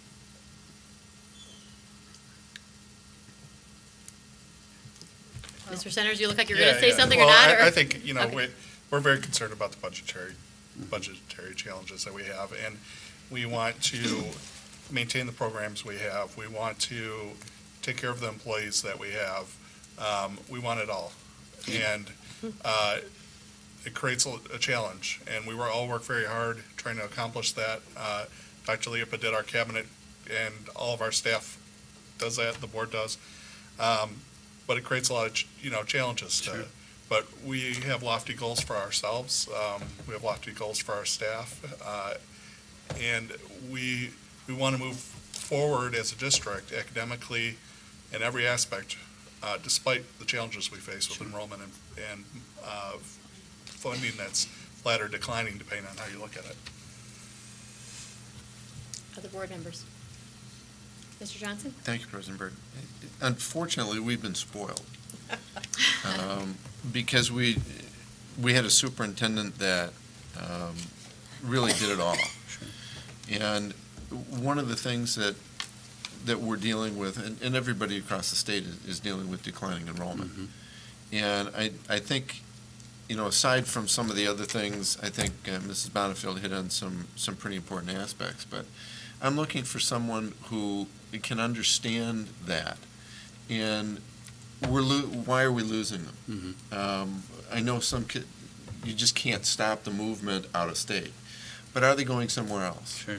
And how can we recoup those students that we may be losing? Yeah, you have about 200 right now that are leaving, Right. school of choice, but pull in and, there's, but you have to think out of the box. Yeah. You really have to think about what are those next steps that are going to attract people that only Livonia offers. So that's one of the other aspects. I don't want to echo what everyone else has said, but that's another aspect that I'm looking at. Mrs. Jarvis? Thank you. One of the things that we need to focus on is the direction that our community is growing. And I think that if we had a superintendent who was very forward-thinking, because in the next 10, 15, 20 years, our community is going to see some very significant population shifts. And as a district, we need to plan and prepare for those. So I guess we need someone who's got a little bit of the psychic, or at least who's forward-thinking and can anticipate and accommodate those upcoming changes. Other board members? Well, I would like to make a comment, Ms. President Burton. I really would like to echo Mrs. Bonifield's thoughts as far as educating all students, because she's right, every student is not going to go to college and cannot be successful on that career path. And I think as an advocate for our school district, I think it needs to be addressed not only at the local level, to express to parents, because let's face it, all those parents think our kids need to go to college, but it isn't necessarily the path that they should go on, but also at the state level and the funding to go along with that. Because I think our state government at this point only thinks that college is the only place to be. And it's not true. Sure. And I think with the economic shifts that we're seeing in Livonia, that's just an added portion of how our community's changing. But I think if we can get to the parents of the students that have academic challenges in their families, if we can get them to change their thinking, I think it'll help the students in the long run and have them as successful, self-sufficient adults. And I think that's something that this board and actually the state of Michigan or the country needs to focus on. Sure. So. Okay.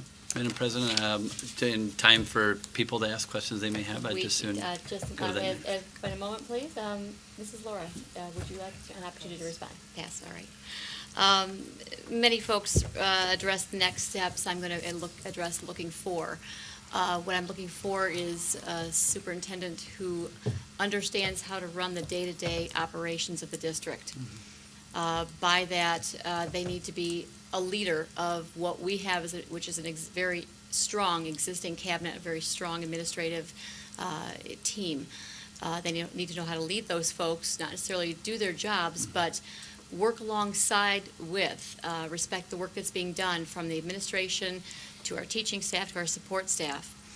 In addition to having enough background to understand the day-to-day workings of the school district, they need to have some peripheral vision of being able to see what's coming at us sideways. Again, as it's been stated, we had a strong superintendent who kept the radar up all the time, who kept the radar up in Lansing. We need a superintendent who can advocate for Livonia Public Schools. We are one of the largest school districts in the state, and it would not be satisfactory to have someone who can sit back and take whatever the state is going to give us on any given year. It's too important. On top of that, I think those are rather givens, but I wanted to state them. On top of that, it's very important that the superintendent of our district be legitimately personable and involved in our community. That means you can't be involved in every single solitary thing in our community, but to make some meaningful inroads, to be involved in our business community, to be involved in our city municipal government, so that when we need to approach folks, we're not coming for the first time, that there's a relationship that's being built there. That takes time. We're a very large district. It'll take time to establish that, but those are things I'm looking for in a superintendent right now. We do have a couple of questions from our audience. One question I have is, what do you see as the main differences between your current role and the superintendent position in LPS? I would say that the key difference is that I have a focus on one district and have the priorities of one district and one board in mind all the time. I currently handle 8 different groups of communities, and some have competing interests, and especially in a school of choice atmosphere. We are wide open school of choice across 8 communities, and so we have very competing districts against one another, and we can't pick sides. We have to equally provide ability and access to all of our kids, which is a good thing, a great thing, but I think that is a key aspect of that. And then getting back to, it is a large district in that aspect. I think that we have 13,000 kids that I service, and so I work with a lot of administrators in that, but there's 13,000 kids in Livonia Public Schools, actually 15,000 in that aspect. So, but that's not, in Lapiro, I had 8,000, 2 Class A high schools. Michigan Department of Education worked across multiple with different directors across the board. So I think just getting back into that realm of a single focused district that I've been in before, I've worked in, 2 local school districts.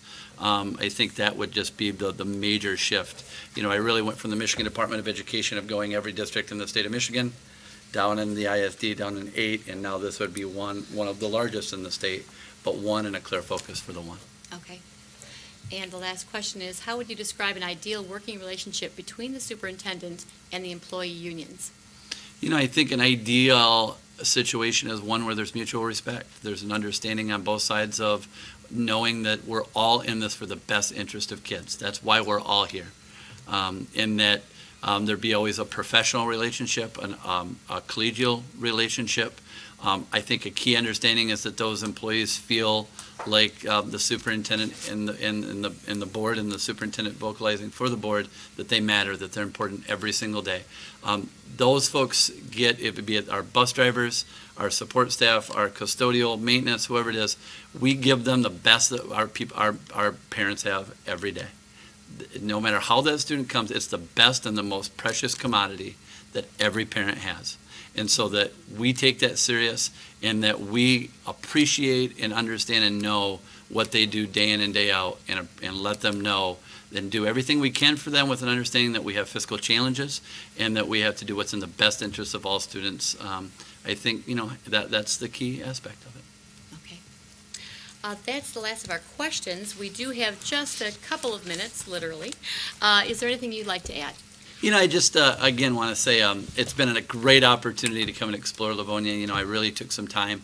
I took a month, really, before I applied for this job and talked with Mike a lot. And I've been down here many, many times. I've been down here probably 6 or 7 times, spent days driving around. I've been from the edges of, Stevenson to Franklin to Churchill. I've been in both Livonia and Westland and the buildings that are in Westland. I've spent the time to understand what this community, I came down, to see the bouncy event, to talk to parents, to understand what they love. I met with the Warriors robotics team and caught Frisbees and understood what that was like. And you have a phenomenal school district, and as Dan had said, and you want to have it all, and you have so many aspects of it all. And so the key is, how do you do that, support that, and then how do you find ways to continue to grow? And I think that, my background, I've been very innovative, outside the box thinker, and looking at, as if I had the opportunity to be your superintendent, I don't have interest in going and closing more buildings. I want to, open buildings back up. I want to find a way to make Livonia the most attractive school district in the state of Michigan. What are the unique ways that we try and do that, and won't have all the answers? are really going to depend on that great administrative team that you talked about. But I feel like I'm up to that challenge. I'm up to being a part of this wonderful community. And just again, appreciate the opportunity to meet all of you today. And I wish you well as you move forward. Thank you very much. We appreciate your interest in the position of Superintendent for Livonia Public Schools. As you know, the board is interviewing 4 candidates for this position. We interviewed 2 last night, yourself, and we'll have 1 more interview after yours. And we will be deliberating tomorrow evening and coming to a decision on whittling down our candidate group. We will make sure to let you know in a timely manner where our process proceeds from there. Okay. Thank you very much. We appreciate your coming down for us. For those of you who are either in our audience here or watching from home, we are going to take about a 15-minute recess, and we will reconvene at 8 o'clock with our next interview. Okay. Thank you very much. And again, I do want to thank the members that came today and say again, thank you. Thanks very much. We are at recess. Good evening. Welcome back from our brief recess. We are in a continuation of our special meeting of Livonia Public Schools Board of Education, September 9th, 2015. We are continuing with our interview process of our candidates for this role of superintendent in Livonia Public Schools.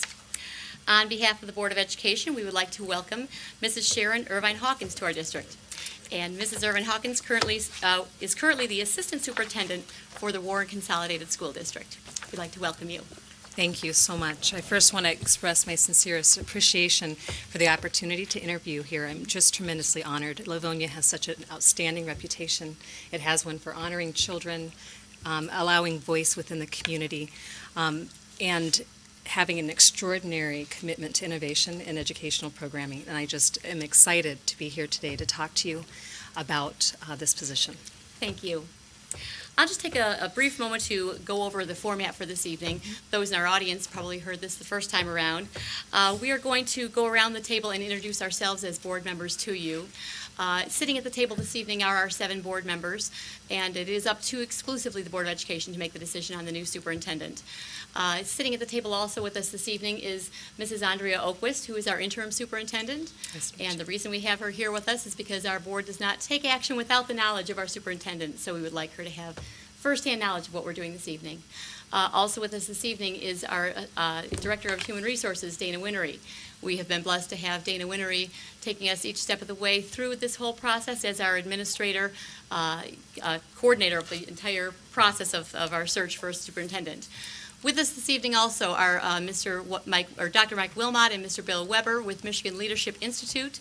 Our board has hired the Michigan Leadership Institute to take care of our recruiting of our position, scheduling, interviewing, and helping the board through the entire process of beginning to end, posting our position and getting our new superintendent seated. So we welcome them also this evening.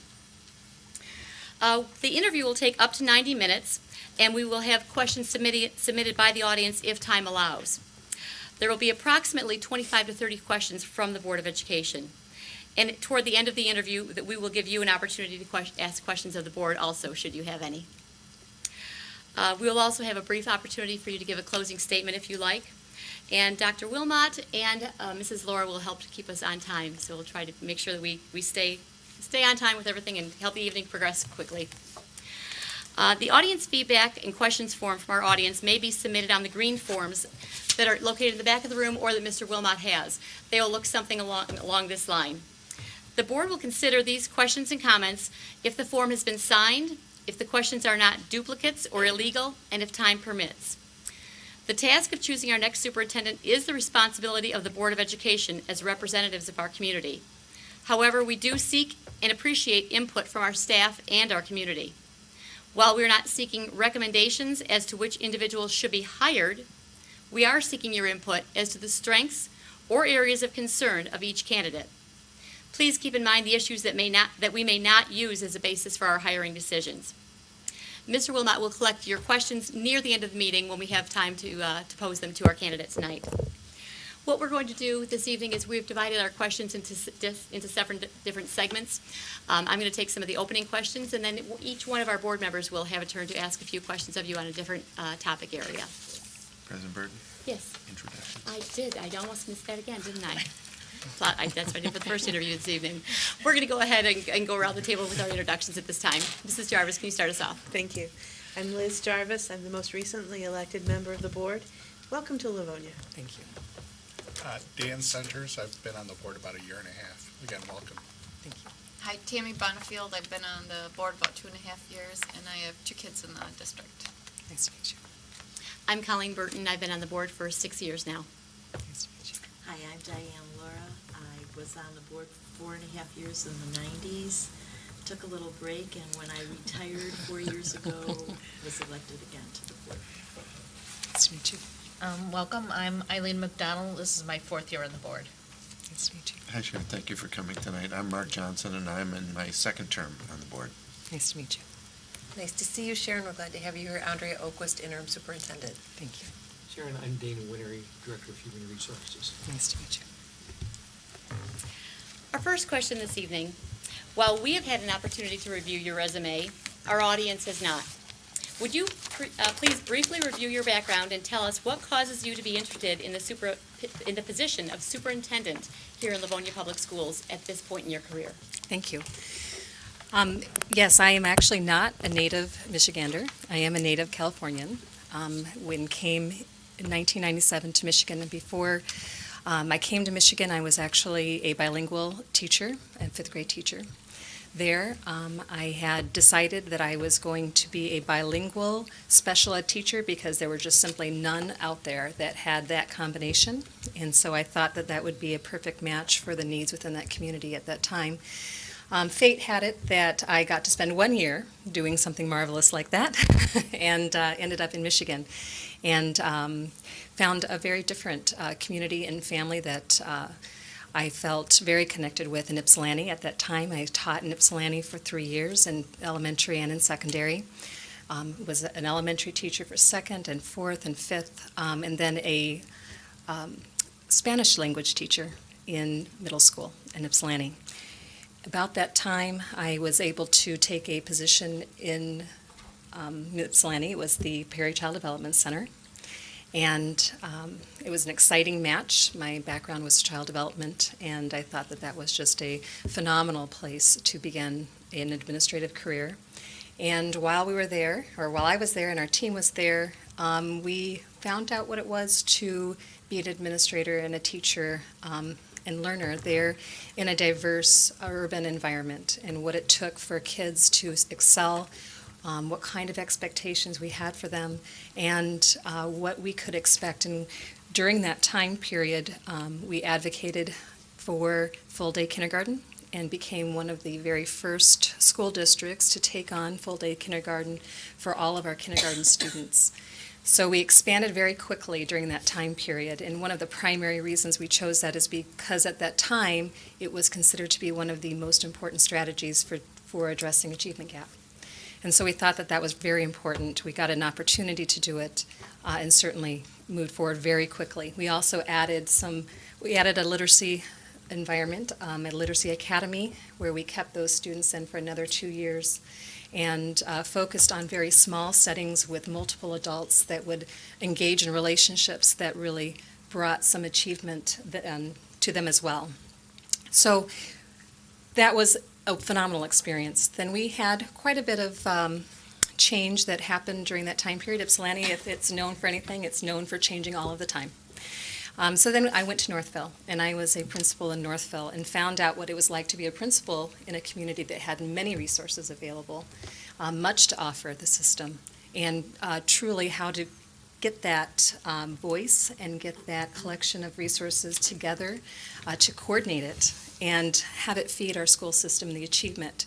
And we turned that environment into a center for the whole child and looked at how are we supporting the whole child. We looked at physical, we looked at emotional, we looked at cognitive, brought in 7 habits, and we required all of the students at every grade level to do a service project, to do a grounds project, and they truly became a community of service-oriented students who looked for opportunities to contribute to their community around.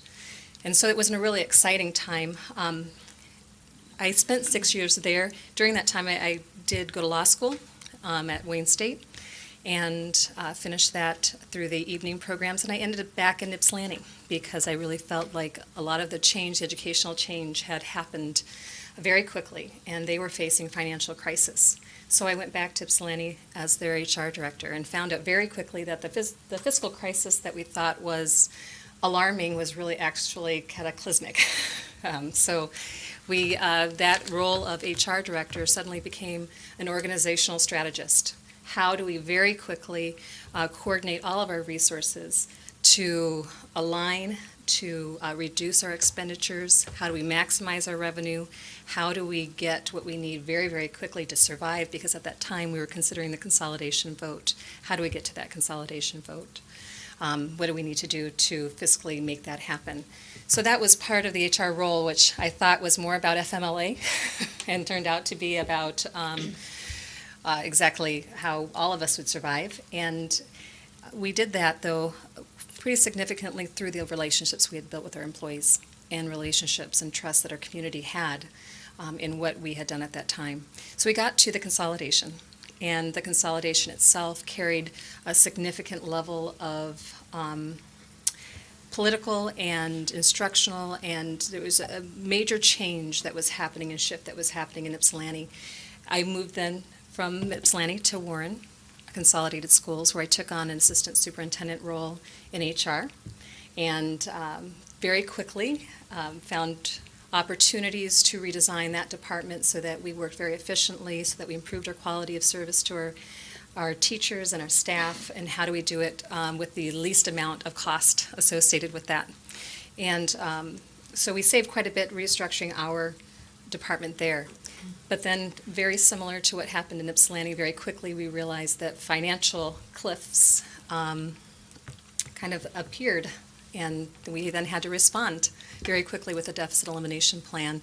And once again, the HR role moved from monitoring and supporting employees to really taking on that strategist role at an organizational level.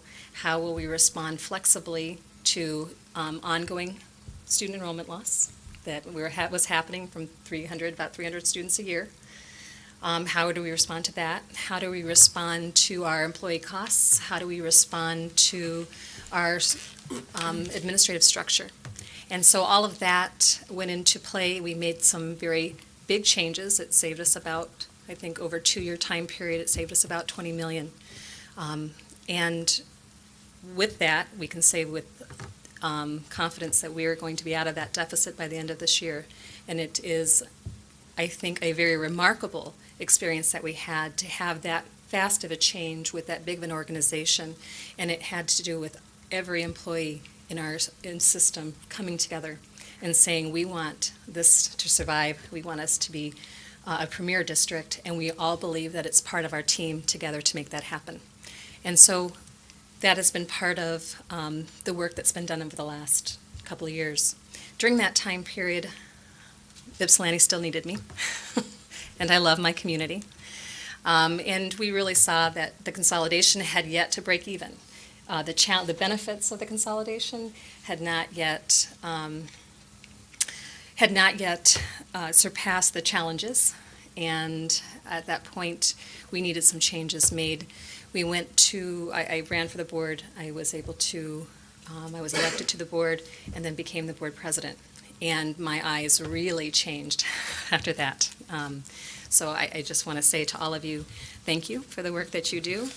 Never understood what a thankless job that was until certainly I have voluntarily engaged in that myself. So thank you for that.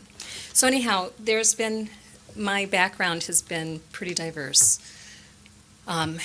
It is something that I think will enable a district who needs to deal with issues of enrollment with the utmost care, because we know, and what we've seen in all of our districts is that keeping our standard level of education and expectation in service and academics, keeping our enrollment up, keeping our fiscal management, our fiscal side sound, all together is quite a balancing act. And keeping the community's confidence all at the same time is a juggling act, and it is managing it and making decisions is, I think, much like brain surgery, because every little web you pull here has a big impact on this side.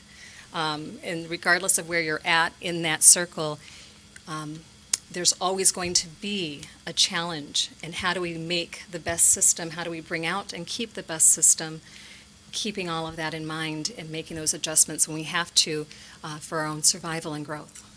Okay, thank you. I do have a couple of other questions, but I'm going to save those for the end in order to try to keep us on a time schedule that will be beneficial for everyone. I'm going to turn over right now to Mrs. Laura. We're going to talk a little bit about community relations, and each board member has a specific area, and they'll ask you some questions in that area. So, community relations, first question. How specifically would you go about establishing and maintaining positive public relations with our community? Well, you will see in the 90-day plan also that I gave you, that is one of the very specific goals that I have. Establishing the relationships with the community is first entering the community and being a part of the community and meeting the community and hearing from the community and listening and joining it. I think that is one of the biggest tasks that any new superintendent coming into the community will have. How do you become a part of it as quickly as you can to understand it in a way that you can be responsive to it? So that is the very first thing. You have key players, certainly within your community. You have your district communications team, you have your PTSA, you have your education foundation, you have your legislators, you have the city of Livonia, you have the city of Westland. You have quite a few that have a very strong interest in what happens in the school system and how those partnerships can benefit both the city and the community as well as the school system. It's a mutual relationship that we have because a strong school system supports a strong economic city, a city that can manage and keep its certainly growth, and vice versa. A thriving community will support a thriving school system. And so we're really interrelated. So meeting these individuals, hearing from them, is going to be a part of it. And very specifically, I love the approach that the new Ann Arbor superintendent took immediately, which is hold town hall meetings immediately with every single school and meet their PTSAs, meet their student bodies, meet. I think that would be a very important first step to introduce myself or any candidate who's in this role, to meet them, find out what's important, find out what those priorities are, and then be able to respond certainly very quickly, understanding what those are. I think students are a huge constituent, and part of it is also meeting the students and the teachers, getting into every single classroom. So as you're visiting buildings, as I'm visiting buildings, and I drove all of those buildings on Saturday, and I thought I was just going to drive a really nice straight line, so I took West Chicago Road and found that there is no simple route from one place on the east side to the west side below 96. So knowing that, I'm sure there is a better route to get to all those schools. But that is something I think that would be a very important priority, is to be seen in every classroom, speak to every student. I want children to understand and see who their superintendent and know who they are by sight and know what's important to that superintendent, because I think it's so easy to get so removed from that day-to-day contact, and I really think that that's an important role. Would you share with us ways in which you have accomplished successful communications with the community regarding your district's problems and accomplishments? Mm-hmm. When we embarked, I was in the very first Managing Our Future forums in Northville. When they did the financial forums, we had the big crisis that was back in probably 2008, 9, 10, right around that time period. And so we were part of designing that. And Northville worked very closely as an administrative leadership team. And so when the district came forward and said, we're going to talk to our community, it was not simply the superintendent moving and talking with the community. It was everyone coming together and working on a plan for everyone to share and talk and speak to the community. So we had to have very quick forums and explain what was happening because we were facing a cliff in Northville first, in the order that I think the districts that I followed. Northville was first, and they responded very quickly and managed to pull back before a deficit happened. But it was educating the community about what services cost, what services we have available, how we reduce expenditures, and what it means.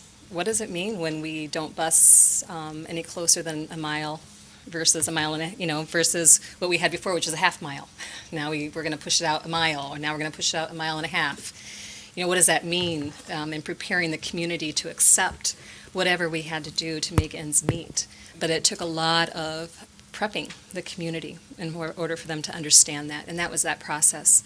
In Northville, as a principal, we went and embarked on this whole child campaign and decided it was not simply going to be the students in the classroom, it was going to be the parents. And these are the things that parents will do in our community to support the whole child, and they got on board very, very quickly. And of course, when we went to back to Ypsilanti, the consolidation was about not only helping the districts in turn accept possibly an institutional change where two absolutely competitive districts who, as long as they weren't in Ypsilanti Public Schools, then everything was fine. I mean, it was the Spartans and the Wolverines. It was, we're not merging, we're not becoming one school district. So preparing all of them to accept that and actually vote to consolidate, because we had to have the community vote for it. And so that took a lot of time to speak to the community. And everyone had to activate every contact they had to make that possible. Please describe to us your experience dealing with educational foundations. What role do you see an educational foundation plays in a public school district today? Huge, especially with underfunding. In Northville, we had the Northville Education Foundation, and we relied very heavily on that foundation for many of our curriculum changes, things like Leader in Me. If we were doing Leader in Me, we needed the foundation to support anything we needed to do, we wanted to do that was outside of, the math, reading, writing, the curriculum. We had to get some funding source, and the foundation was absolutely phenomenal. It was organized.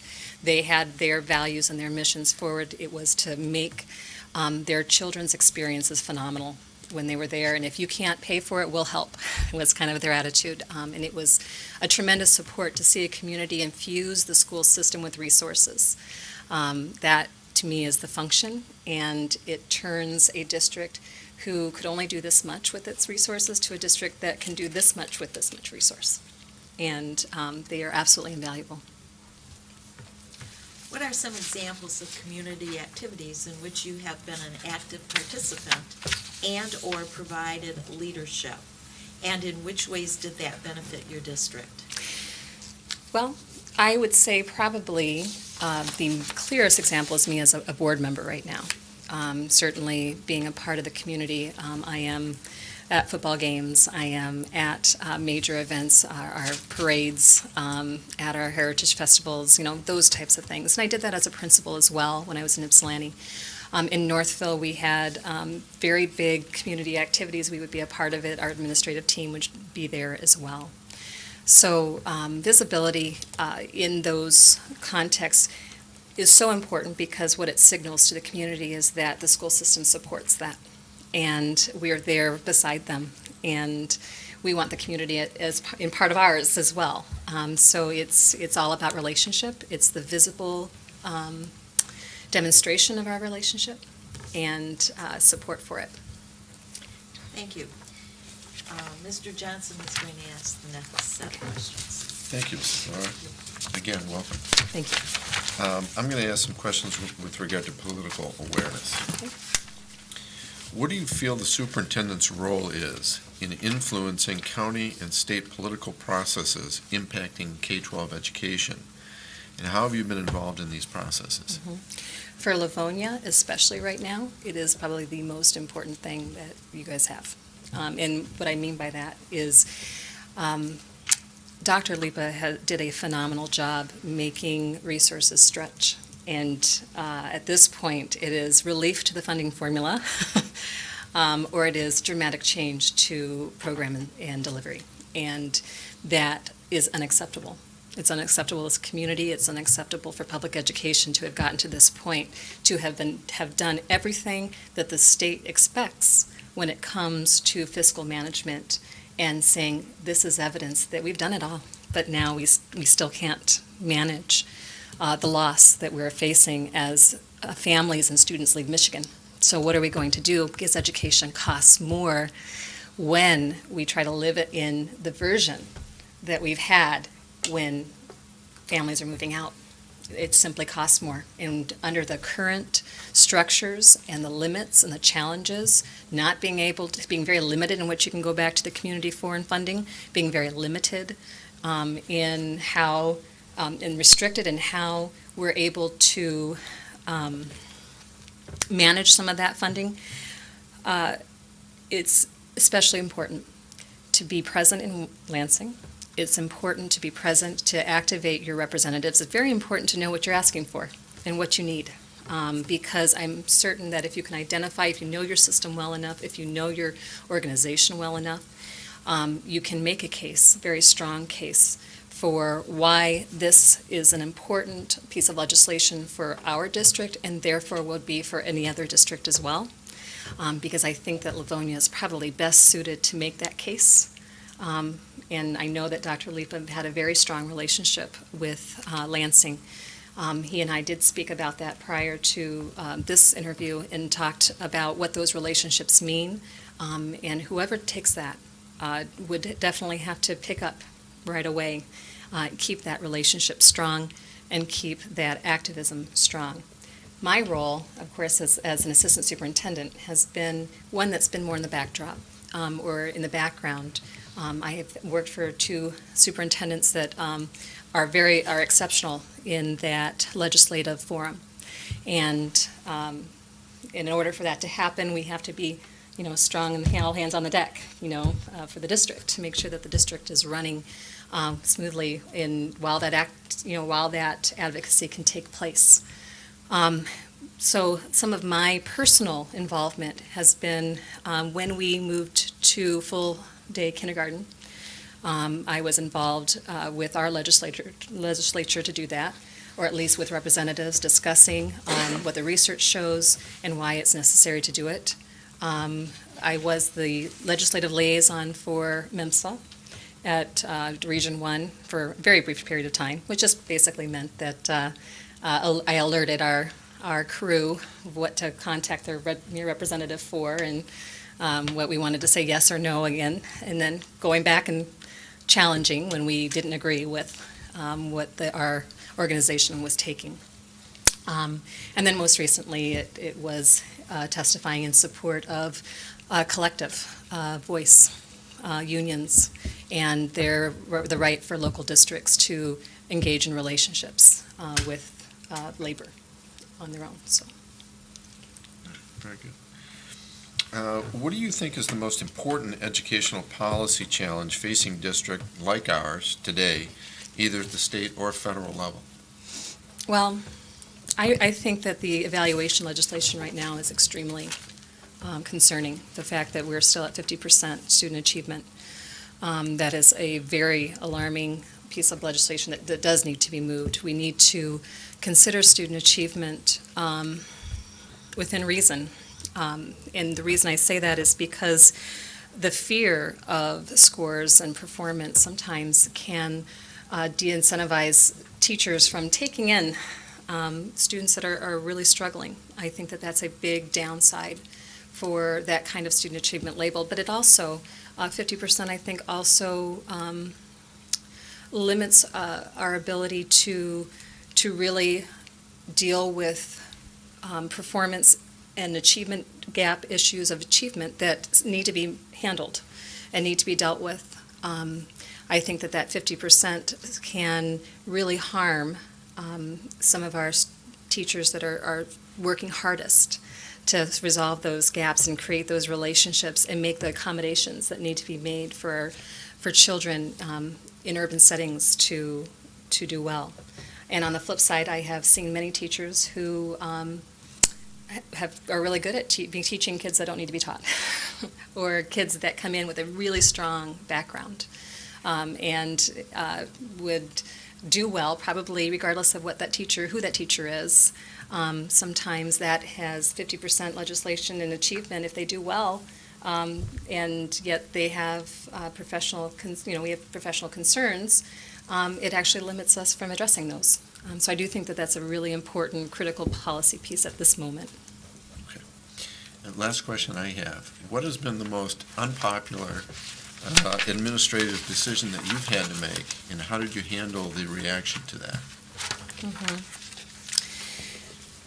Well, as an administrator who is asking employees for concessions, we've had probably this last year, we had a pretty significant, about 10% is what we asked for from our employees. And in managing that relationship, at the same time, in that trust, and building that trust, very unpopular. On a strategic level, we decided, just in terms of administration, rather than just collective bargaining and the implications of that, we were an all peanut-free school. So if you have a child in elementary, you understand immediately what it means for a principal to say, we're going to be peanut-free in our building because we have 3 students that have the highest level of allergy response to this, and they're located in 3 different areas of the building, to the point where now the entire building is a potential threat for these children. And that was a very tough move. I think we had to prepare parents for that, what that means, what are alternatives. Working through it was a tough decision. But it was for the safety of children, and as far as I'm concerned, the safety of children always comes first. Thank you, and I'll now turn it over to Mr. Centers. Thank you. We're going to talk about leadership attributes. Mm-hmm. Could you describe your typical style of leading, and then talk about situations in which you might vary from that style? Yeah. And I would definitely say that I'm a situational leader. Servant leader is my default. I believe very strongly in supporting and providing the resources for people to do their best work. That's just my standard go-to.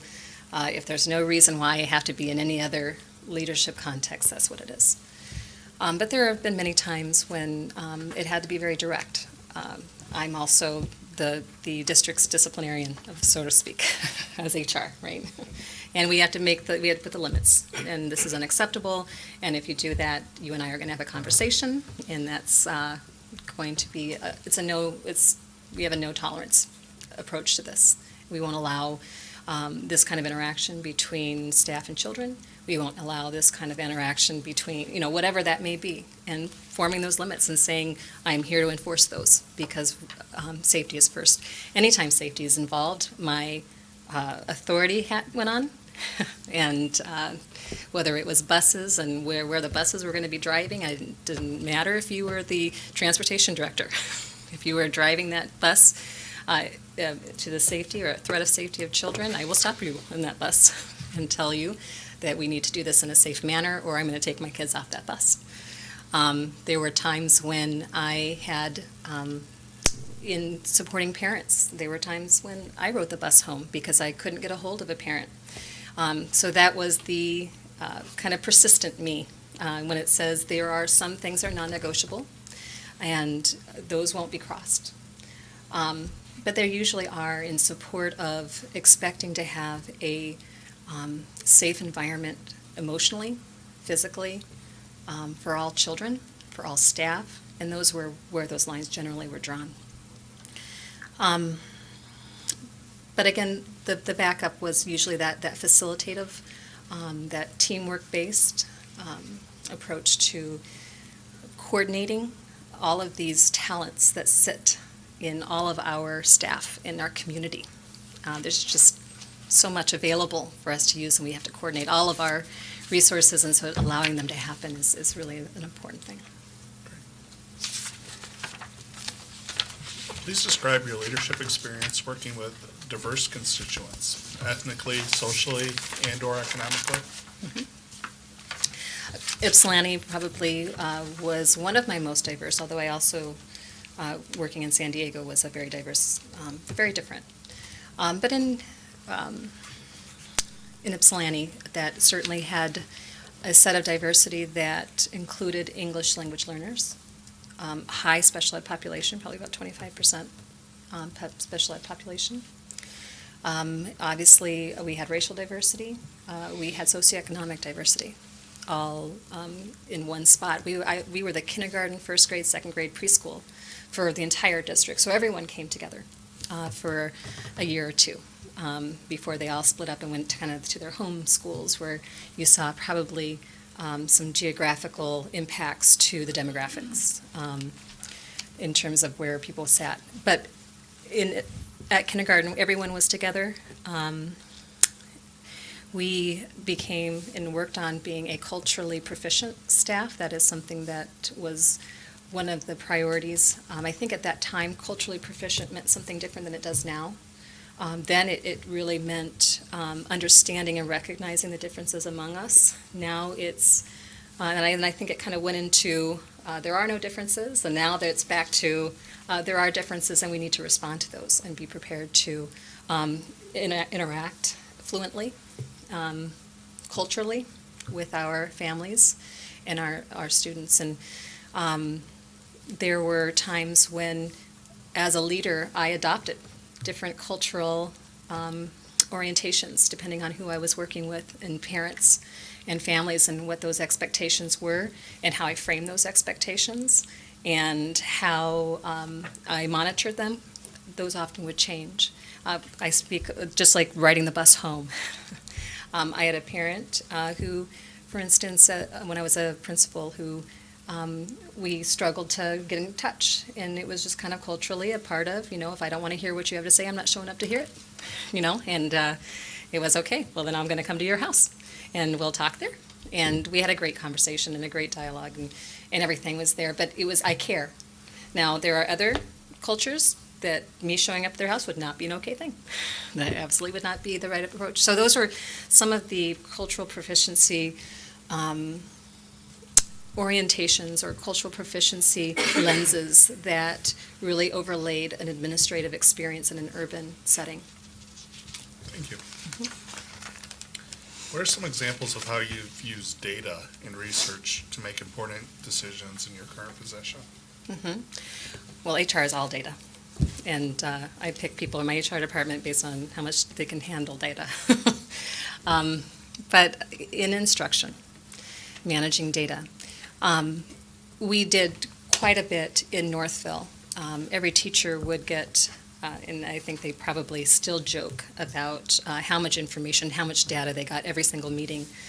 We had professional learning communities, and part of that in Northville wasn't necessarily the professional learning community that is spoken of with DeFore and all of that. It was more of a hybrid where we had common planning time, and teachers had that, and we would bring forward the data. So we developed common assessments right away in our building. They weren't actually available in the district, but we said, what are we teaching? We need vertical alignment in all of our grades. We set aside professional development time so that our grades could speak to each other vertically and horizontally with others in their grade level. And we developed the common assessments. We would collect all that data. Every teacher at the end of the year, at the beginning of the next year, they'd get a spreadsheet. And it had how they did on their school improvement goals the prior year, how their students did on the MEP. I would trace back cohort data, actually, to find out several years. And I would take my fifth grade students, and who did they have the prior year, and who did they have the prior year before that, and the prior year before that. And I could see trends in terms of if this student had this teacher in third grade, this is how they performed on their science outcome in fifth grade. And every single student that came from that classroom in third grade actually hit this particular proficiency standard. And those are the kinds of data and information we fed back to our teachers. And they responded with that information. We changed curriculum based on information we pulled when we had one teacher whose results went on their Iowa just took huge leaps forward, significant deviations, standard deviations above all the others. And so what were you doing? We used this particular curriculum, and so we bought it for everybody. Everyone now is going to use it in 5th grade, and we saw those scores go up very, very quickly. Thank you. What are the key practices needed to establish and maintain a good working relationship with the board, parents, and members of the local business community? Communication, honesty, transparency, all of those things are especially critical, I think, especially board relationships. I know that, and I can sense that there are very strong operating procedures and norms that your board carries, which is powerful for a superintendent-board relationship, because those expectations are there, they're understood, and everything can be handled and managed in a way that there are no surprises, that there is the opportunity for everyone to do the best work in governance. So having roles, having those expectations, I think is one of the greatest ways for that relationship to foster and grow and that trust to build. Very important. In the business community, trust is forming the relationships with the business community and acknowledging the relationship that each party holds when it comes to the success of each other. Again, that school system feeding a healthy community and the community feeding the school system, that partnership. And I think visibility and presence and attendance at those key meetings are all part of committing and showing that commitment to ongoing partnership, ongoing relationship. When we talk to business community with parents, communication that's direct, that is perceived to be very honest and transparent is fairly important. Parents really want to be there to help the system. They want to trust the system. They want to know that when they put their children in this system, they're going to have an experience that they can predict, and it's important to build that and feed that and help them understand what our purposes are, what they can expect from the school system. So I think that's really critical, and most of all, they just want to know that we love their kids. And as long as that's good, they're usually fine with everything else. So a lot of it's just reminding them that we really love your kids. And certainly do. Thank you. I'm going to pass you along to Ms. McDonald. Thank you, Mr. Centers. Welcome, Sharon. Thank you. I'm going to direct my questions on instruction and curriculum. And it says, please give us examples of educational change or reform that you have initiated that improves success for all students. I go back again to full-day kindergarten. We had University of Michigan came in they used Perry often for studies, and Perry's reputation was set really early on in the 60s in terms of its participation as a pilot study for does preschool matter? So if we give preschool to kids down the road, does it make a difference? And they've tracked this study, the Perry Preschool Project. Every decade they come out with new information about how those students in that original study are faring at different decades of their life and saying, yes, preschool mattered. And it was something in that community at the time did raise performance for all students. Full-day kindergarten had that same impact. We saw their ability to manage some of the performance outcomes that we used with MLPP DIBELS. We did both of those back in 2003. Had DIBELS moving forward. We were at our Reading First building, which means we were the first one out of that gate and find out what all that meant. Death by reading and other such strategies, as is colloquial named. But they had phenomenal strategies, and it was some of the very early ideas of how do we use data and to shape our instruction. And University of Michigan would come in and do kind of random studies. We'd like to use our population. We want to find out what do middle-income African-American students, how do we compare them, how are they performing? And they just asked to use our students. And so we often saw that as extra resources. Every time we can bring in resources and relationships for kids, we know they're going to do well with that.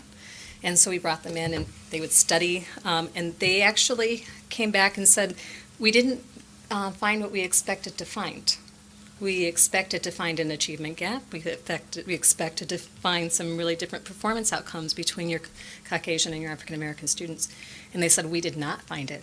In fact, we found that your African American students actually outperformed. And they said, this was not what we expected at all. And so that was the affirmation that said that we were on that right track in terms of programmatic innovation. Now, in Ypsilanti now, we are working on a primary years program, taking IB and putting it in elementary. We had a successful middle years program that we added, very important for soft skills for students. We have a lot of programming for kids that we assign IQ testing and say we're going to go ahead and educate differently because we believe we have a different set of needs. But how do we also build up students and build up environments? And you're doing that with Leader in Me, also with the IB programming at Franklin, doing that at elementary, doing that in middle school, the kinds of soft skills that it develops for kids who can then achieve at levels regardless of their access to specialized programming.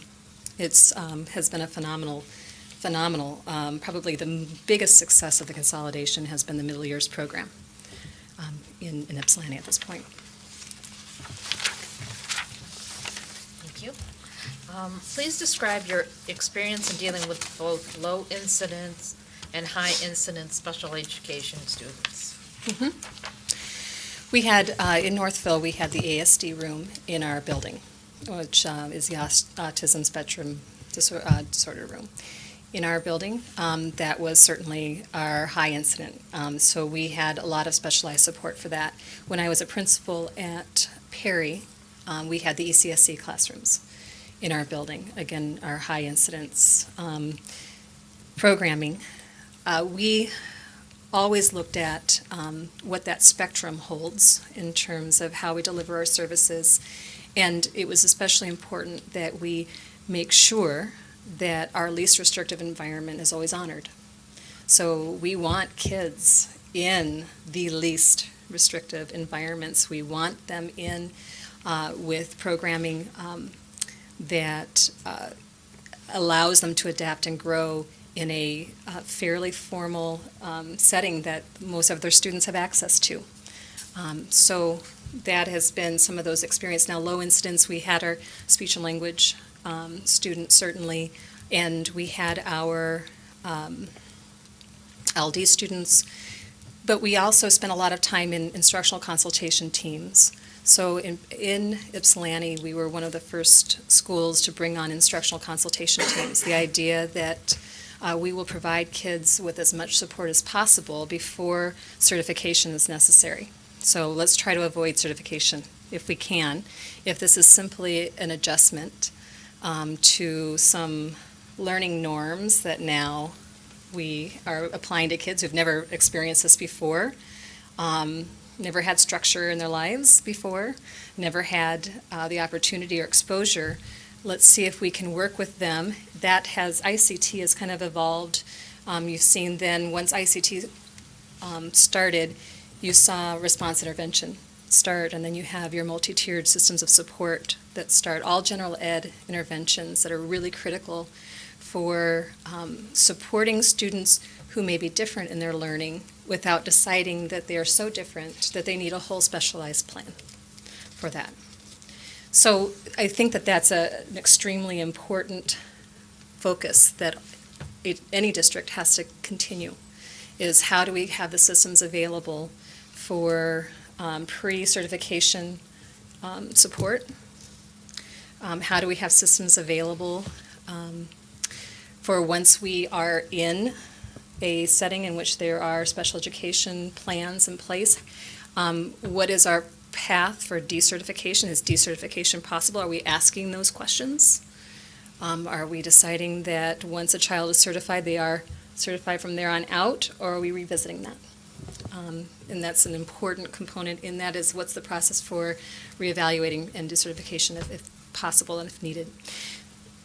In all of our situations, whether they're special ed or if it's behavior, expectations are really an important thing. And although this doesn't have anything to do with special ed, positive behavioral support interventions, PBIS, very, very important to have schools with very clear expectations for students that they're honoring and they're revisiting and they're reinforcing. Because even if we don't have a child who's certified, behavioral concerns that a team may have about a student may very likely be an absence of environmental support for the expectations we have for that child. So that's another level and layer of how many systems and what kind of systems do we have to proactively support what we are going to eventually consider to be a deviation from what we consider to be normal or normal education or traditional education or and fits in that special education category. Thank you. How would you go about evaluating the effectiveness of curriculum, teaching methods, and assessments used in our district? Evaluating our assessments in our teaching.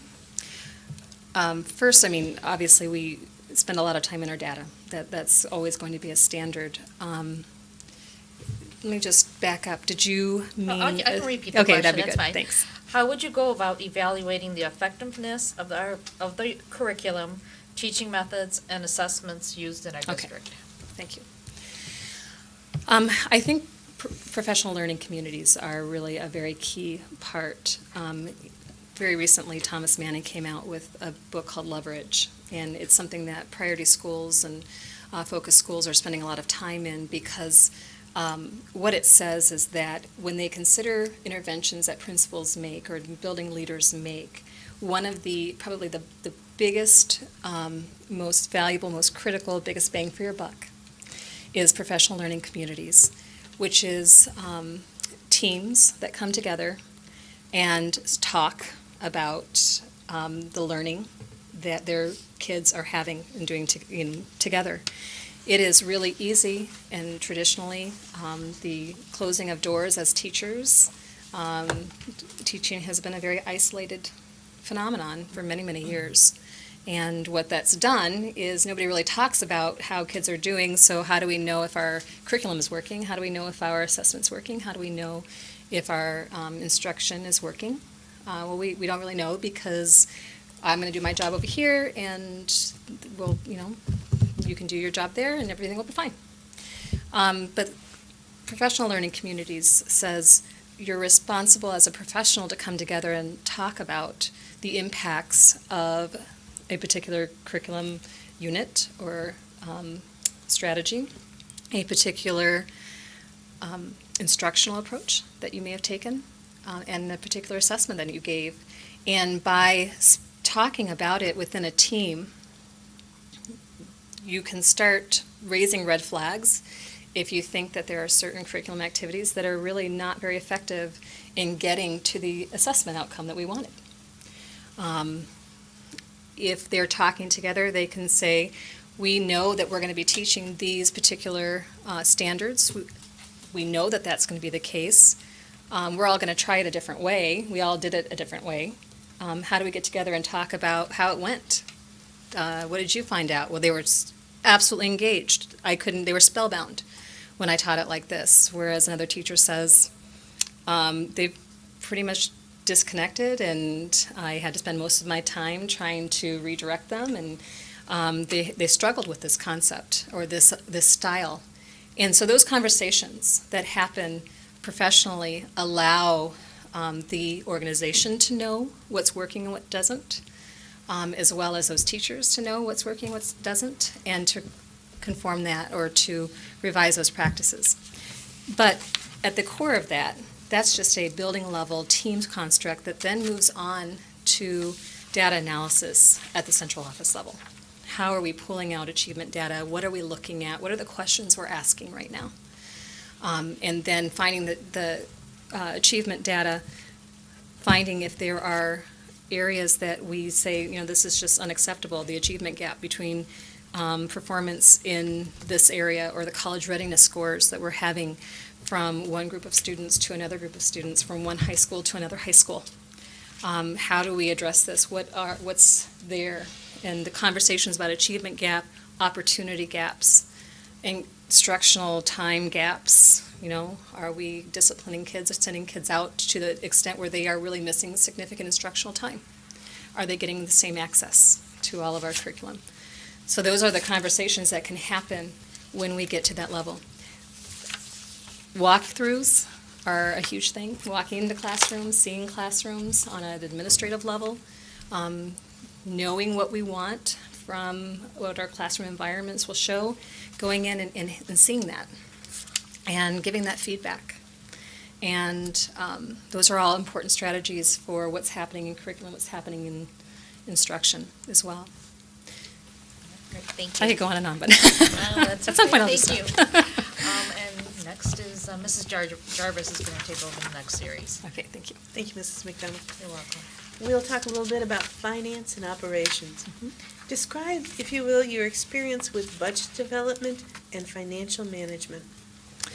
So when I went back to Ypsilanti, we had to make very quick decisions on our resources and our budgeting and our finance department altogether.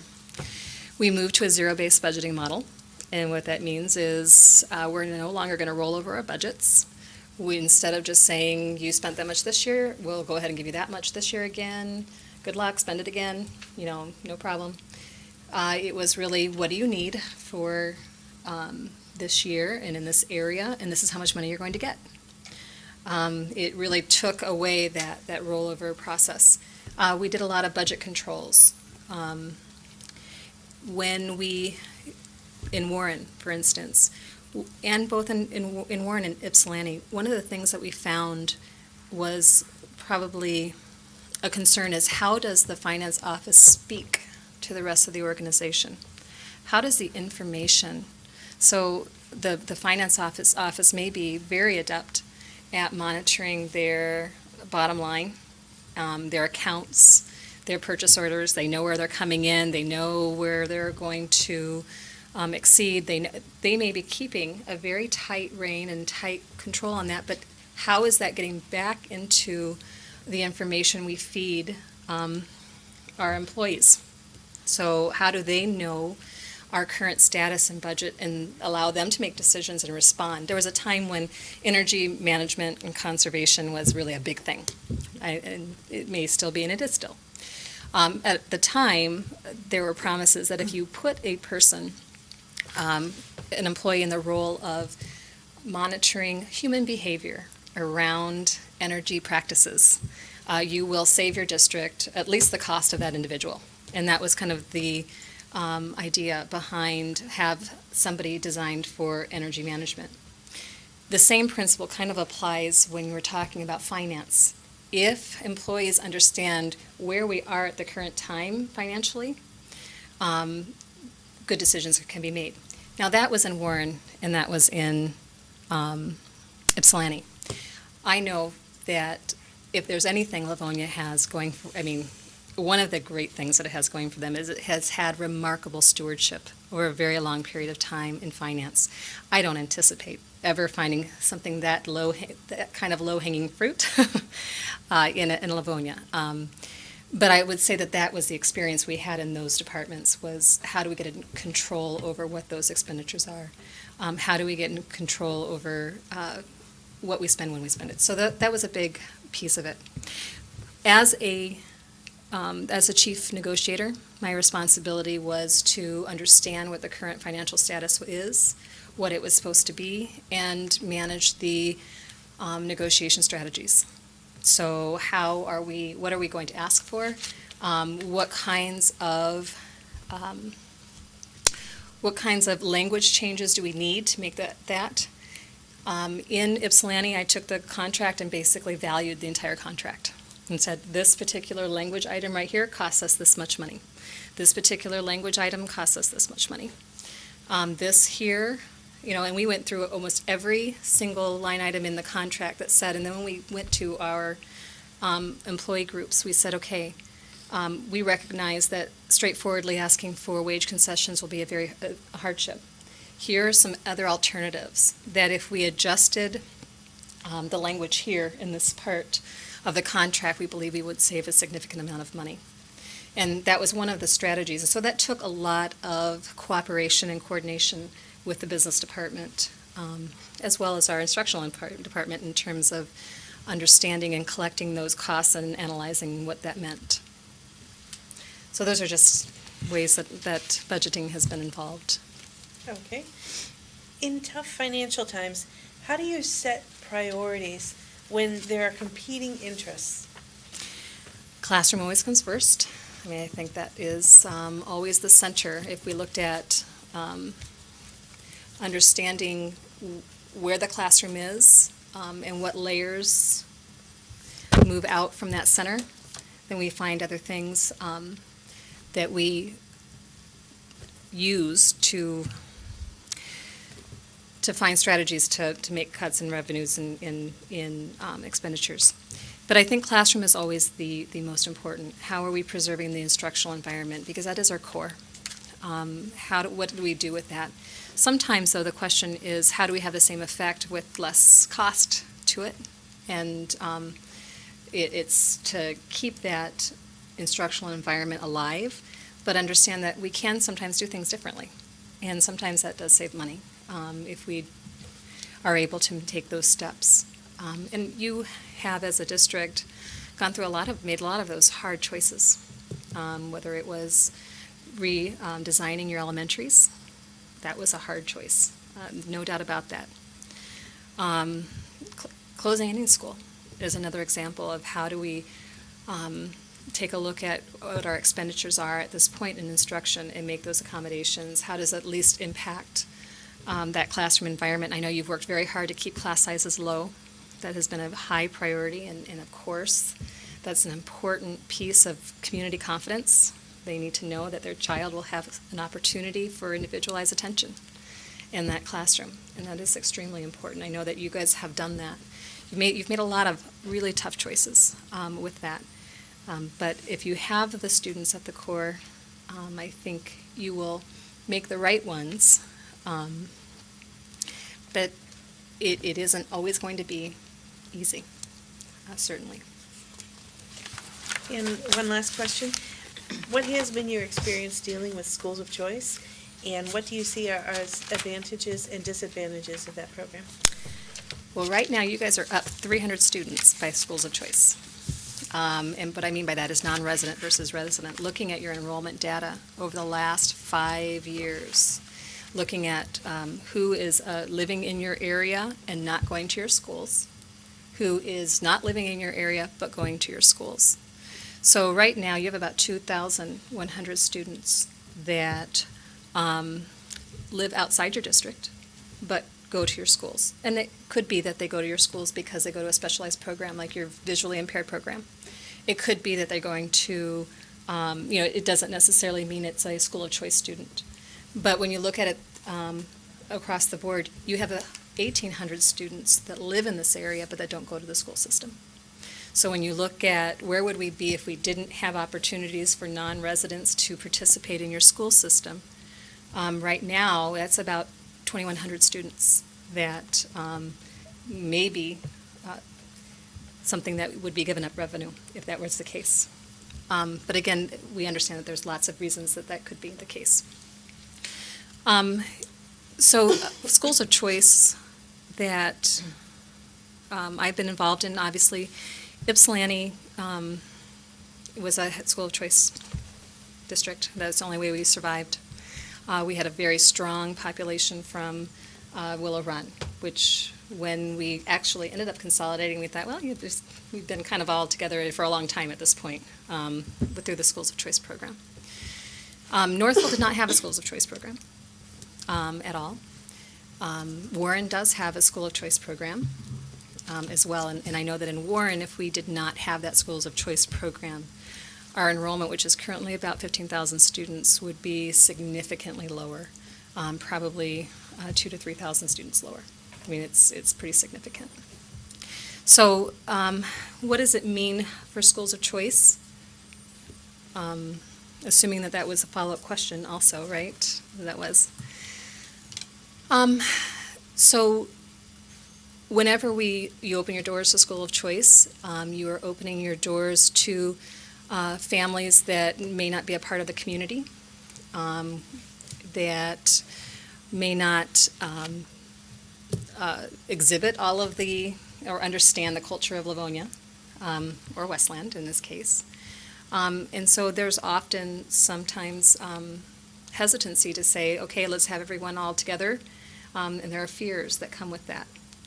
I will tell you, from those students who don't live in Livonia and look at Livonia as the place to be, I met Aaron. I was here this last weekend and met Aaron. He was from Franklin, and he went to Franklin and actually went to Emerson in 7th grade and left as a junior, and he said he really wanted to stay, and he said that the administration fought for him to stay, but his family moved out to Garden City and didn't realize that if he moved out to Garden City, he wouldn't be able to stay. And the way he spoke about it is, I had the chance to be there, and it is the best school district. And I loved that school district. And the way he talked about it, he said the teachers are phenomenal. The experiences we had. When I went back to Garden City, I didn't feel that way. But I loved Livonia, and I wish so much that I could have stayed. So I asked him, I said, so do you think that they should keep schools of choice, or do you think that was a good choice? And he said, well, I don't know. He said, I thought that he said, maybe that's, the school district's really good. I don't know what it is, but he said, I will tell you that I was so thankful that I got a chance to do it, and I just wish I could have graduated from there. And it was just an interesting dialogue to see that what kids are around the district looking at Livonia and saying, wow, if I could be there. That's really not answering your question, but it is saying that it's on the minds of people all around. I know it's on the minds of those that are in your school district in terms of what does that mean, what kind of support and resources do we need to provide, if that's the case, if we do that. What does it mean for some of the ways that we've always done things? Do we now have to do things differently? And change is hard. Is that kind of the question that's coming there? But you do look at it, sometimes it becomes a simple economic choice. Can we survive not to? Is that even a choice that we can still make? And I know that that's something that is in line with all the really tough questions that you have to engage your community to understand and say, this is, we understand that you like to have a school system that supports and has had those limits to some extent. But after we look at what our alternatives are, what are our alternatives? And I know you've done that with your community forums that you've had with all of your community and kind of went through. What do we need to do with this? Thank you. Yes. And now I'm going to pass you on to Mrs. Bonifield. Okay. Hi, how are you doing? Good. I'm doing staff and personnel. So my first question is, please describe your most successful experience in building a high-performing work team. Well, a high-performing work team, I think moving into our HR department very quickly, we had a team of 8 individuals in our HR department. It's a big HR department. It's great to have those resources. And we had to become, we very, very quickly became a team. And part of our work was we are all a team together. I think that in developing that team, they had to understand that relationship came first, that they were supported, that they were allowed to do their work.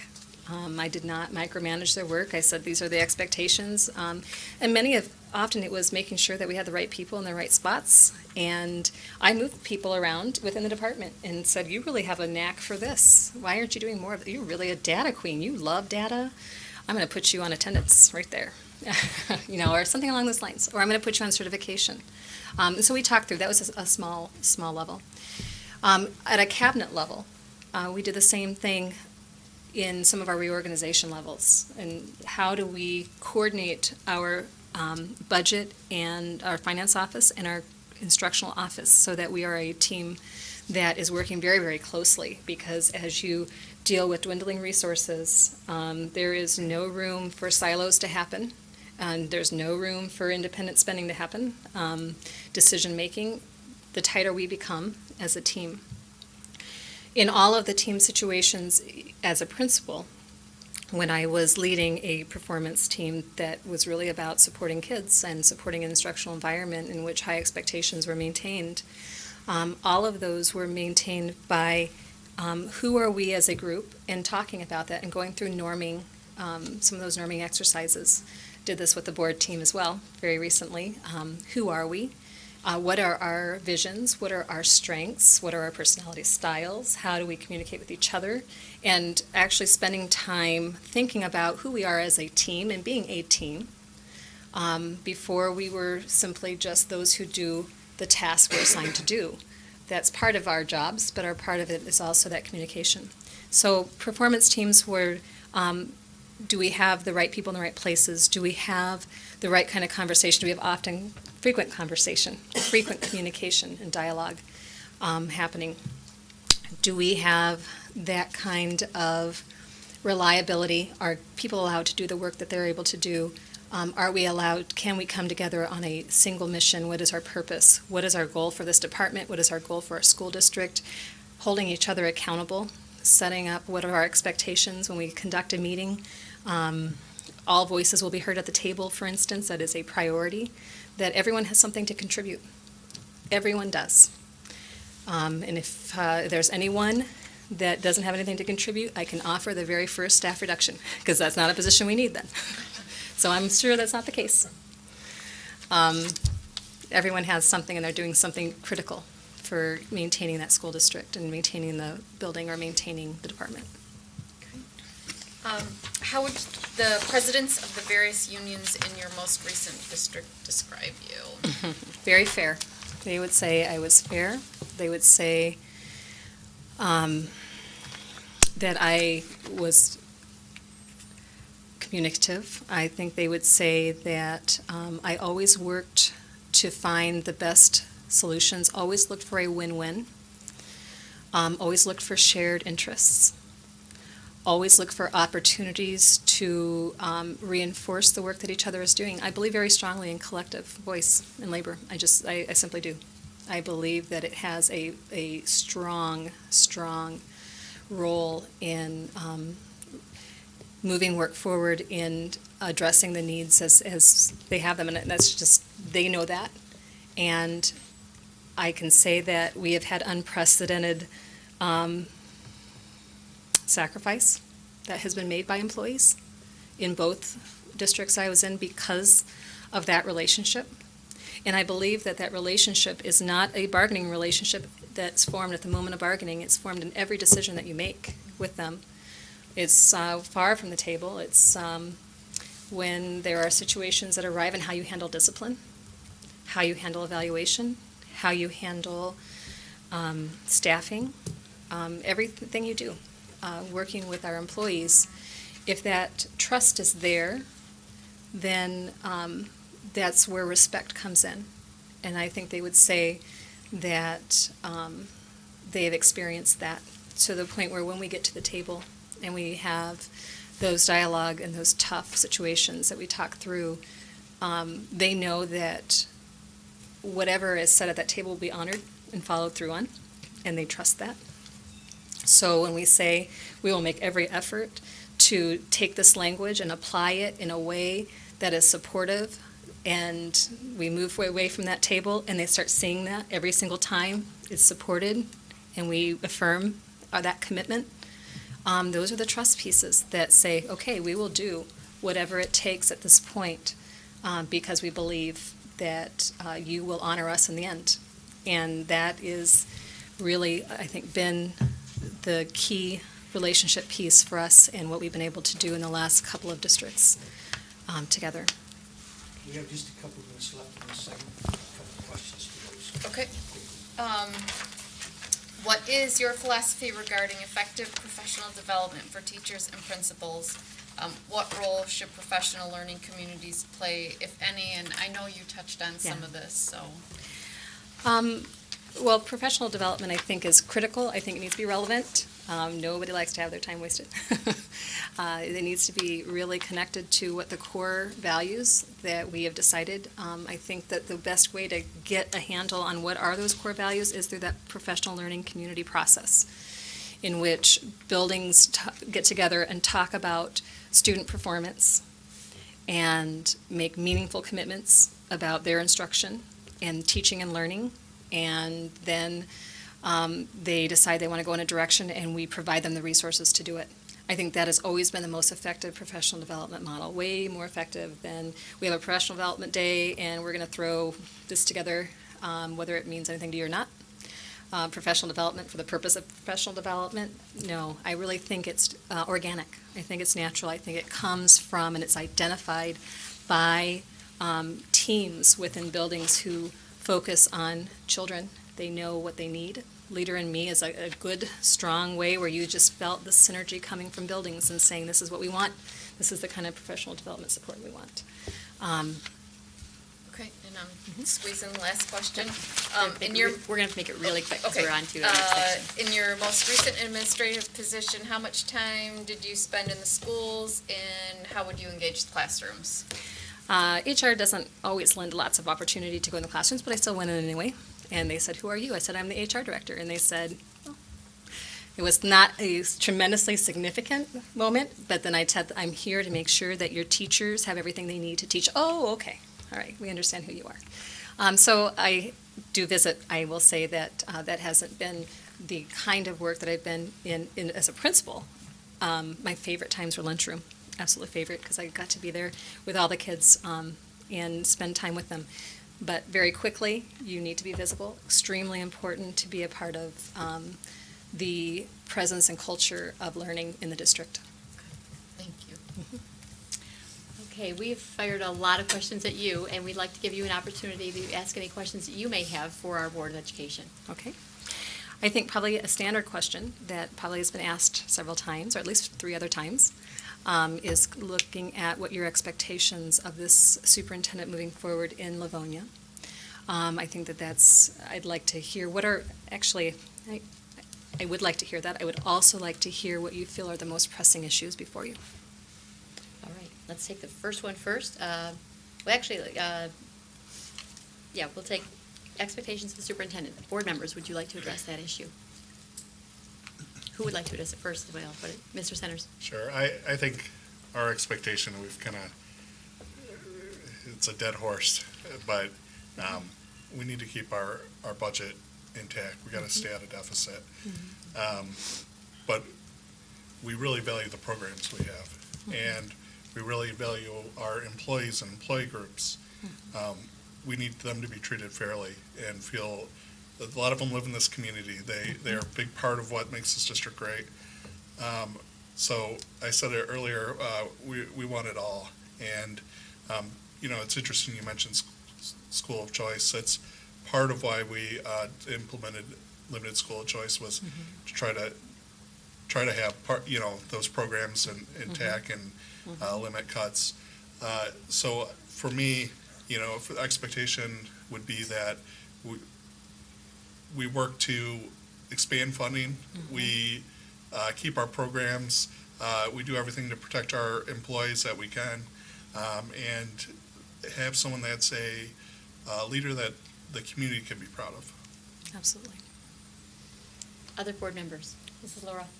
Added to that, we also think it's very important for our leader to have a voice in the state and to be visible in the community, be visible in the school setting, and I just lost it. I'll come to me. Okay. Other board members? And anything I would say would be echoing my colleagues, so I won't be expanding on that. All righty. Any other thoughts that have not been brought forward yet? Okay. Nobody found what I lost. I didn't find it. Those are, honestly, that we could repeat them, but they've been stated well. Pressing issues that you see our district facing at this time. That you see it, yeah. Board members who would like to address that first? I'll take it, that's fine. With that? Well, of course, school funding is number one priority, because you can't function without money. And we would like to see our next superintendent be a strong leader and a strong voice for Livonia Public Schools at all levels. Yes. Not only just local, but, at the county, at the state. And I think we just all can agree with that. We want whoever's going to come in here, we like our school district. Yeah. And we don't necessarily want someone that's going to walk in and want to make it something for them. We want them to come in and fit into our Yes. culture and fit into our environment. Yes. And I think we can all agree on that. Okay. Mr. Johnson?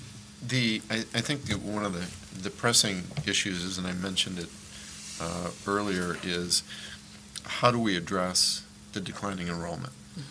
Because your funding and your declining enrollment go hand in hand. Yes. And we cannot, when we lose students, and Dr. Leip and I have talked about this many times, when you lose students, you lose revenue, but we cannot cut our Exactly. budget to commensurate with the amount of money that we lost. Yeah. So we have to find ways to work within that framework and reduce the loss of students, Yeah. either through recoupment of the lost students or finding ways to prevent the loss. Right, exactly. I think those are very pressing issues. Exactly. Mrs. Jarvis? And Thank Mrs. you. Bonnefield? One of the things that is important in Livonia is the ability to be a forward-thinking decision maker, to understand that decisions that we made today might have repercussions in 10 or 15 years. And hand in hand with that is the ability to project what the changes in the community will be in the next 15 years or so, and then to plan accordingly. Not an easy thing to do. No. Mrs. Bonnefield, do you have a comment? I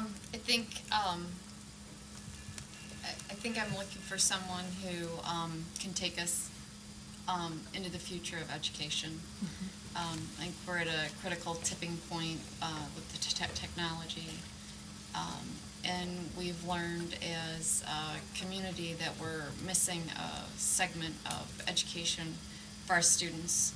We're pressing our students to go to college, and Yeah.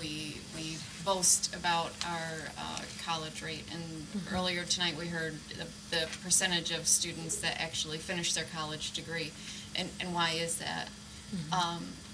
Someone who can help us with, we need how to implement the technology, how to get these kids into dual enrollment and internships and apprenticeships and work all that into the system so that every child, rather than saying, is every child college ready, is every child set up for success?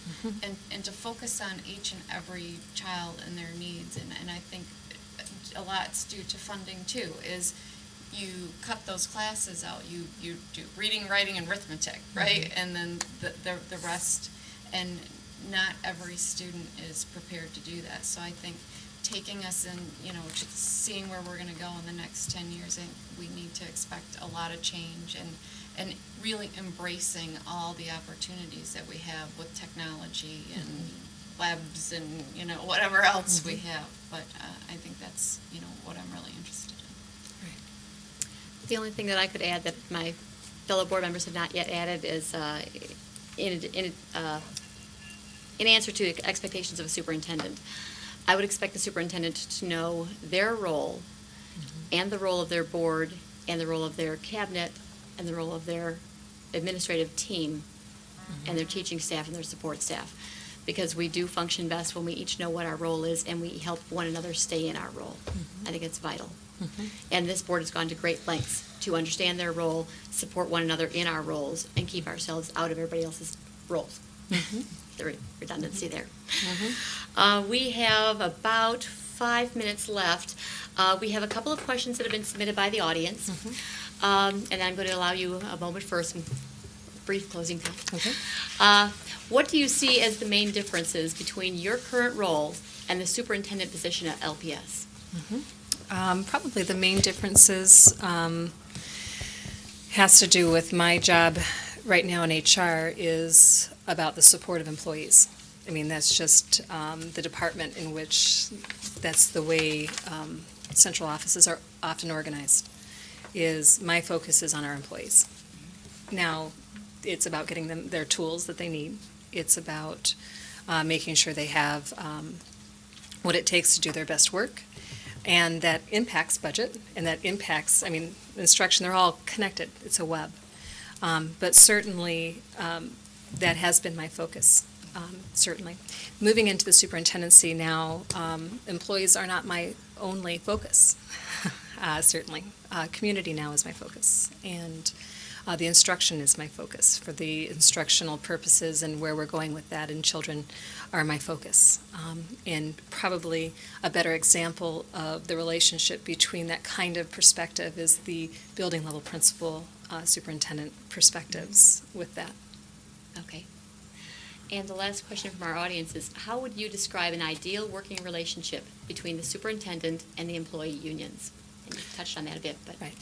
Yeah, I certainly think that there needs to be access. By access, having an opportunity to form a relationship. But I do also believe that that is a function, as we talk about roles, that there is a function with the HR department to manage those relationships.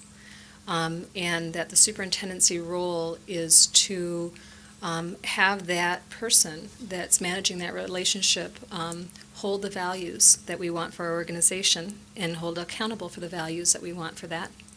And to take into consideration what the employee groups are saying.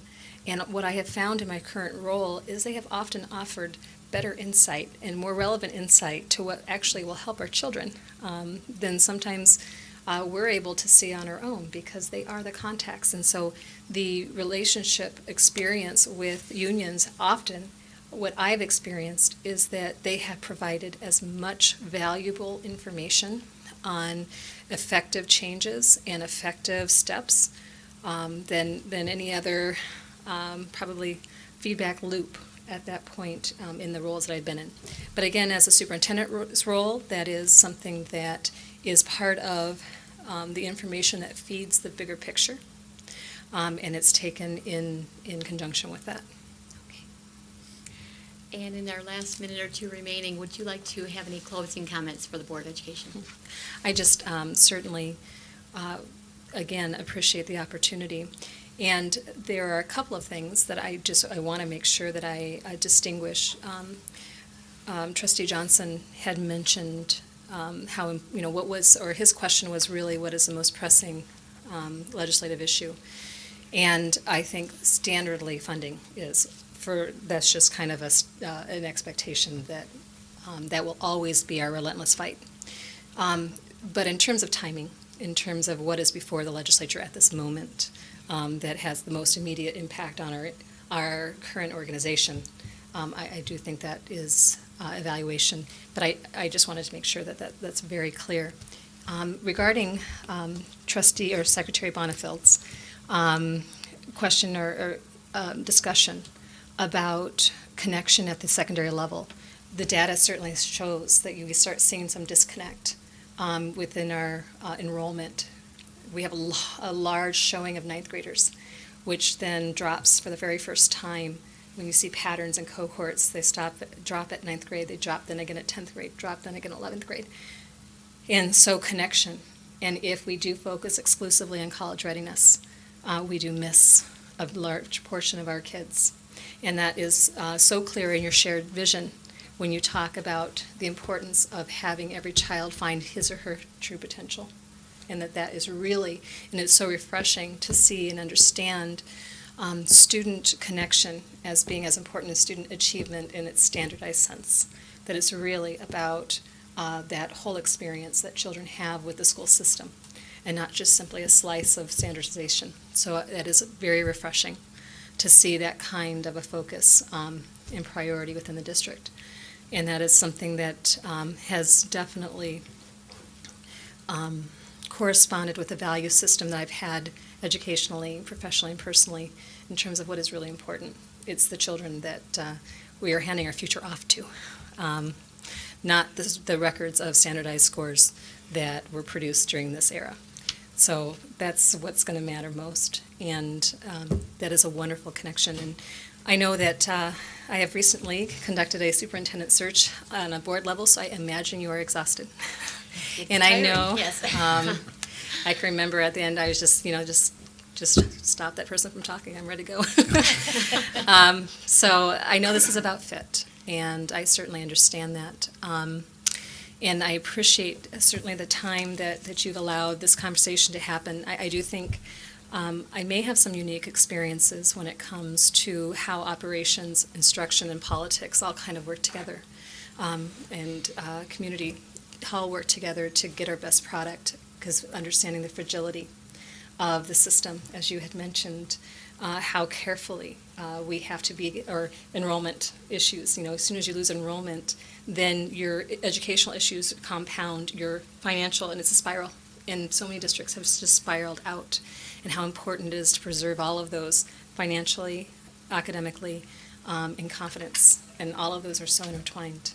I do think that there are some, one of the things I like to say about my law degree is that I, very soon after my graduation, I had the opportunity to work in one of the state's law firms dealing with education law exclusively. And I realized at that point I didn't love law for law, I loved law for education. And it was part of how do we incur as many resources together just in the support of children. And what I found in training is it has been a master problem-solving experience in terms of what it's been able to offer administration, is that proactive support that limits that risk, limits that exposure, and proactively solves many of those issues and looks for those win-wins. And so that's just a dynamic, I think, that's different. I think that the Board of Education role that I serve now, I think, as I had said before, I have new empathy for board members, because just as I found that I loved law for education, you get on the board and it's a very political process, and then you suddenly become very unpolitical. And you have to then look at a way to serve the interests of all kids, regardless of the feelings and thoughts and expectations of the people that put you in that position. And so that is a very weighty kind of role to play.